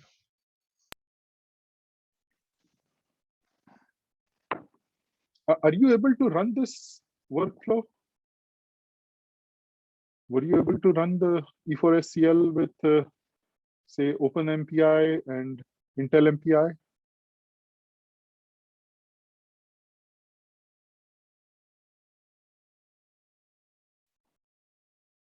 Yeah, good. Okay. There is also one more interesting thing that I want to show you, which is I showed you that you can take an uninstrumented binary and you can launch it with tau exec-ebs. And we used that throughout the tutorial. In fact, we never changed the source code or the binary of any of these applications, right? Now, what if you wanted to change and use the compiler to add hooks to your code? What if you wanted to use precision instrumentation and say, I want to not parse the source code, I want the compiler to add hooks, but I only want to instrument certain functions in the code, then what can I do? Here is a tool that we can use for selective instrumentation with the LLVM or Clang compilers. Now, the Clang compilers take a lot for us to install it. It can take a lot of time to install it. So we'll use the Singularity image again, where the Clang compilers are pre-installed. I'll take a simple example. I will use tau to instrument it and use a filter file like this. And then I will run the application. Okay. So let me just show you how I can do these steps. This is slide 189. I'm going to use the Singularity container because it already has LLVM pre-installed in it. These Clang compilers, the latest Clang compilers, and we have a tau plugin. What this plugin does is it allows you to selectively instrument code. You can use code instrumentation tools with compiler-based instrumentation, but they sometimes add a lot of overhead for C++ codes, because if you instrument one file and it pulls in, say, vector or map, standard C++ library file, then all the functions, including constructors and destructors, get instrumented. That adds a huge overhead when you instrument whole code. With event-based sampling, you can narrow down the focus to specific functions. But what if you want to instrument main and then solver and then function A and function B and nothing else? How can I do that? So I will show that using, here is a application. And if I say, if I say make clean, make, here I'm instrumenting the code with the PDT parser and source instrumenting everything. Okay. and I create a binary and I can run it. If I run this with matmult and I launch paraprof, I have done source instrumentation. So here is the master, it's doing a wait, and here are the worker tasks that are doing this multiply matrices. So this is a Fortran program, and I can do source instrumentation. This is just an example to show how this may work. But I'll go to a C example. In this case, I'll do a make clean, and I'm going to do an MPI CC.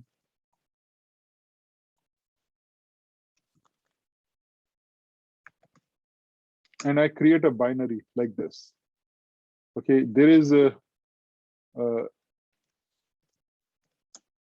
no tau in this application. This is uninstrumented. Okay, and I can run this like this. This is a C program. So I showed you with Fortran source instrumentation, and here I'm using an uninstrumented binary, a C application. Now we have seen that it's very easy to insert hooks into this by just doing tau exec-ebs and running it. And it's doing a matrix multiply application. I can say paraprof and load the performance data. Here is node 1 thread statistics table. It says that it took 1.7 seconds in the application outside of MPI calls. With sampling, I cannot explain full 1.73. I can explain 1.67 seconds out of 1.73 seconds using 56 samples. And I can expand this. It says there are two functions. Is a compute interchange function. Compute function took 1.07 seconds. Compute interchange took very little time compared to that. What I'm doing here in the code is something very trivial. I have a compute function where I do a matrix multiply operation with ijk, and I'm doing a cij plus equals aik bkj. And then I'm calling compute interchange where I do ikj. So this runs much faster because the cache is aligned very well with the way the application runs. So if I wanted to instrument this code, I can do source instrumentation, I can do compiler-based instrumentation, but let me use a selective instrumentation with LLVM and demonstrate this. So what I'll do, I'll first do singularity run ecp.simg.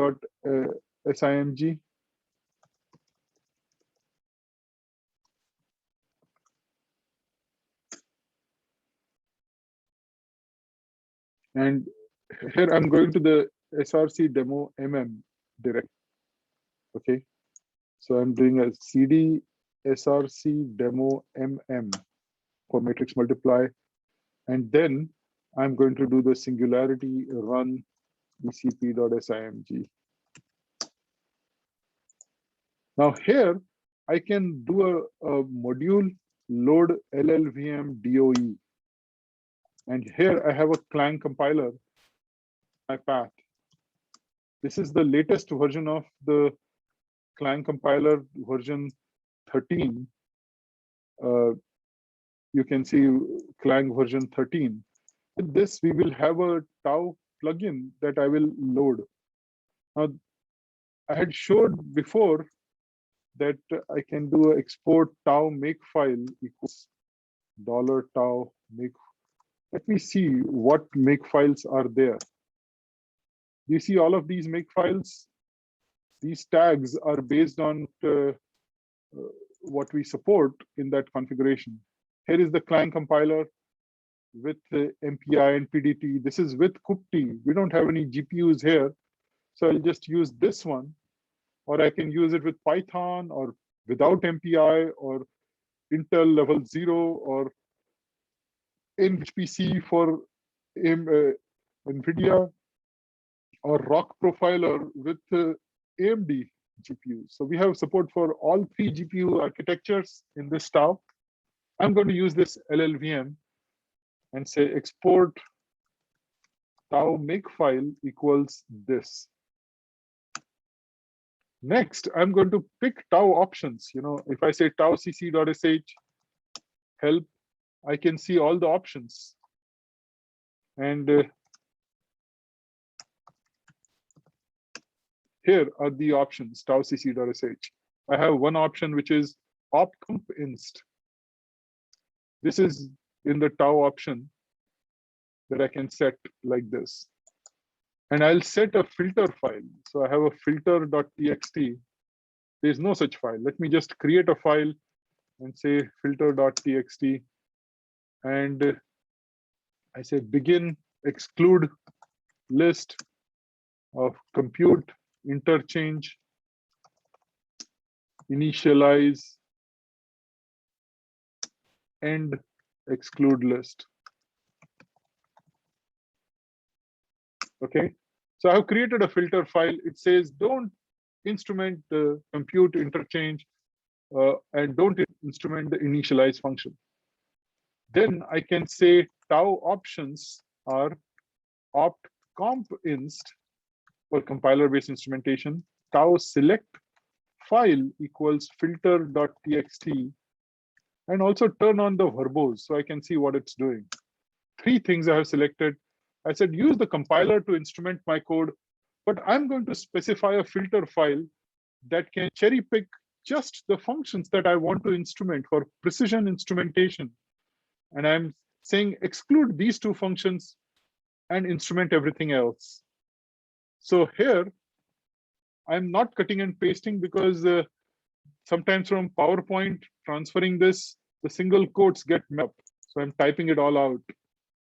And then I do a make clean. I do a make build over here. So it is using LLVM.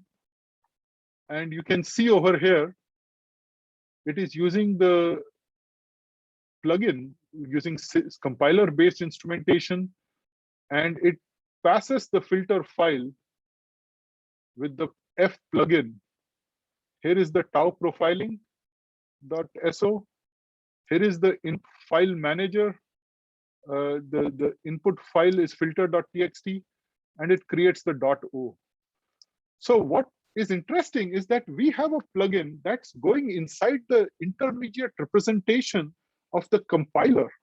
It looks at the abstract syntax tree, it looks at the expanded instructions inside the compiler, and then it does this precision instrumentation at the function boundaries. And it has this filter file that it reads, and everything is being by the Clang compiler with our plugin. And you can see that it excluded these 2 functions and it found the exclude list. And then it did this for the other file, initialize, and then it created the executable called matmult. So there are no, I'll remove all profile files. There are no files. I can say mpi run matmult, and it runs this, and I can load this and see here, these are the functions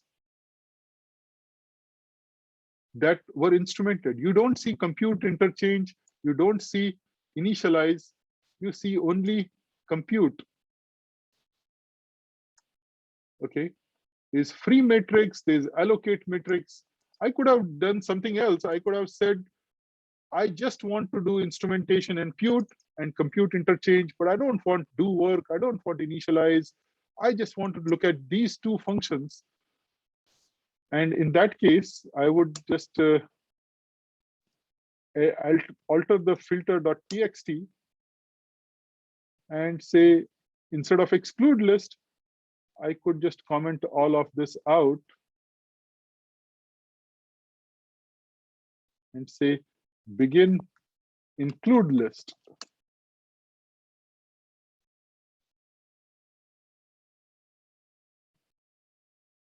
end include list. I can't type, I have typos.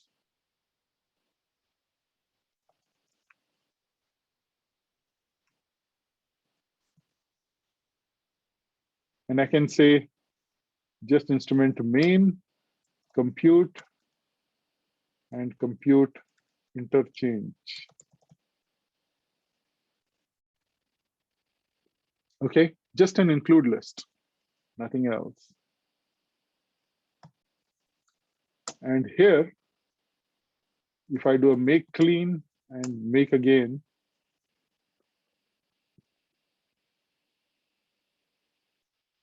it says include functions, and these are the functions that it will use for creating the executable. If I run this,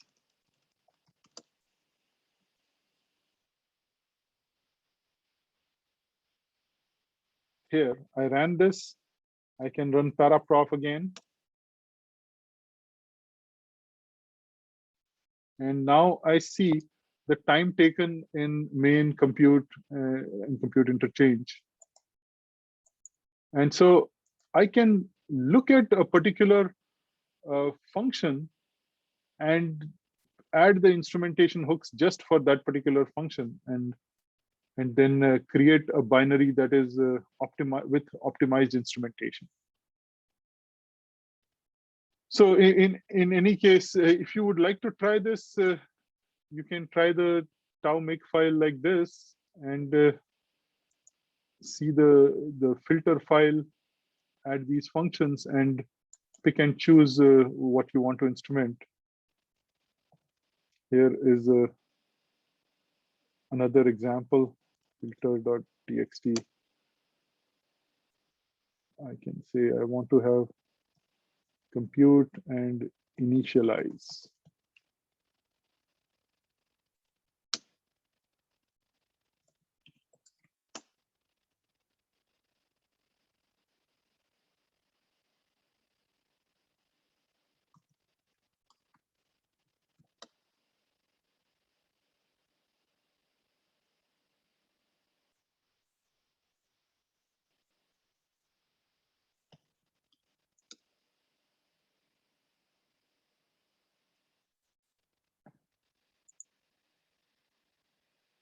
And that's the initialize call here.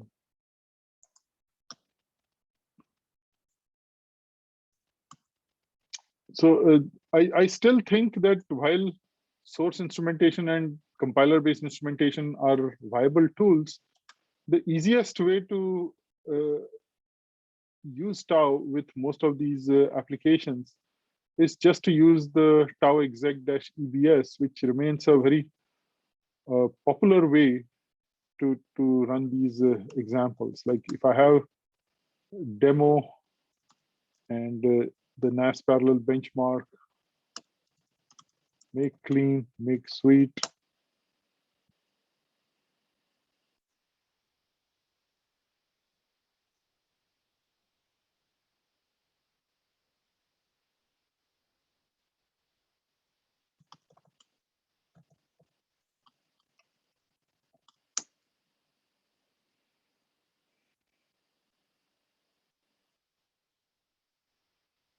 Sorry, npi run-np4 lu.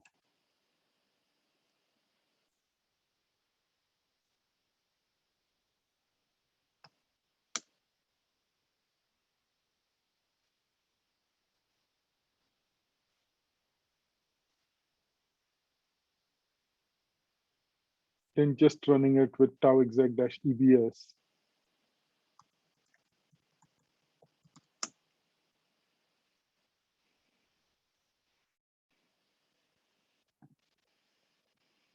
Will in most cases be the default way to use this. And then of course you can use the IO flag like that and generate performance data at the IO layer, the POSIX IO layer. So please try some of these examples.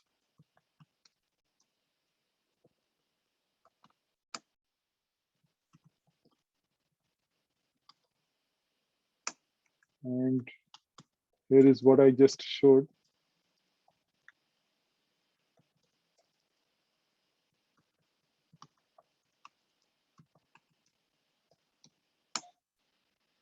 And then paragraph.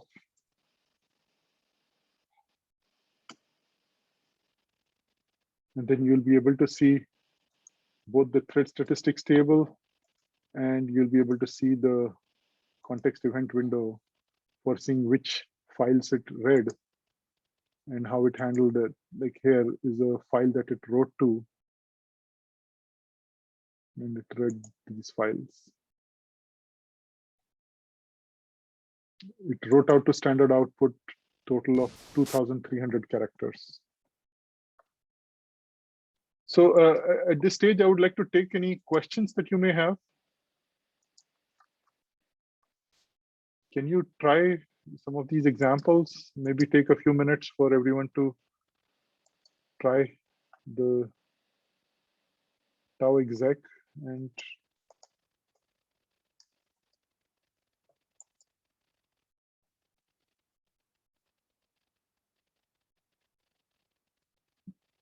there are quite a few capabilities of Tau, including Perf Explorer, that you may want to look at.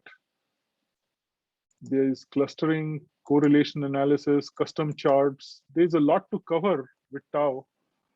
But I just wanted to give a feel for what is possible with the use of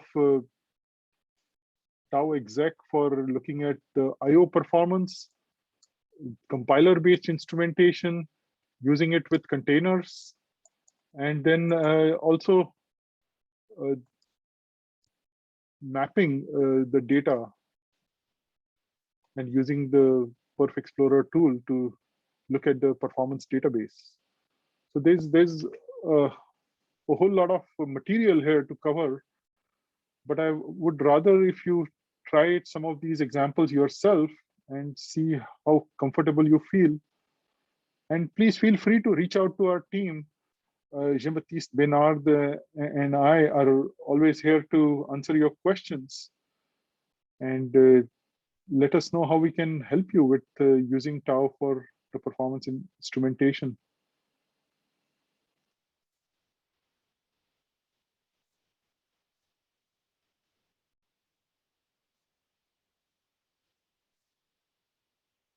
We will keep the AWS instances running for a little bit.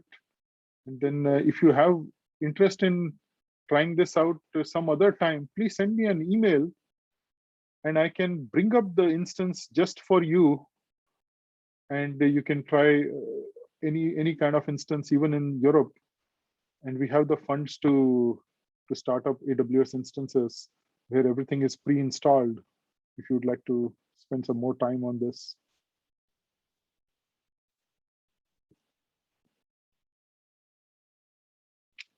Any comments, please? This is a time for anyone to unmute and speak up about the tutorial.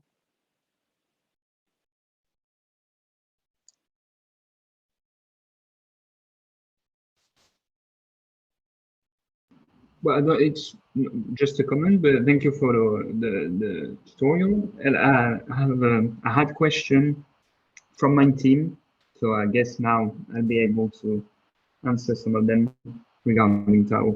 So thank you. Oh, good. And you were able to run some of these examples properly, and things worked. Yes, I tried the filter list. Okay, good. And it does work. I do have the cone graph. And did Perf Explorer work as you expected? Yes, I haven't tried the last thing you've shown, but I've tried it before and it worked, yes. Okay. Well, I hope the use of, we covered quite a lot of territory with starting from just profiling with Tau exec-EBS all the way to using the performance database and using with the container. So there's quite a bit of material that we try to cover in this small period.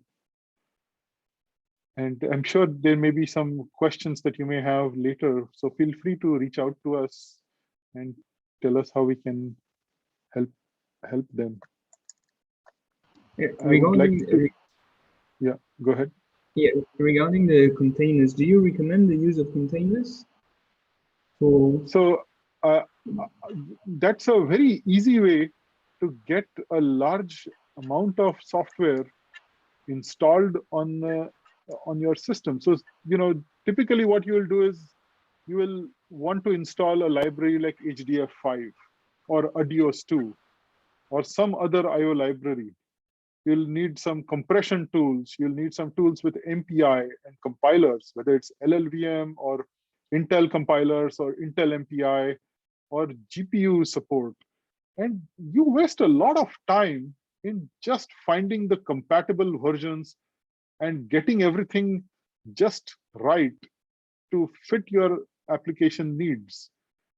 And with containers, you could just download a single file, even if it takes a couple of hours to download on a slow connection. You can just launch with just a singularity, and you'll have everything set up in a way that that you could, you know, use. So there is some compelling arguments to using that.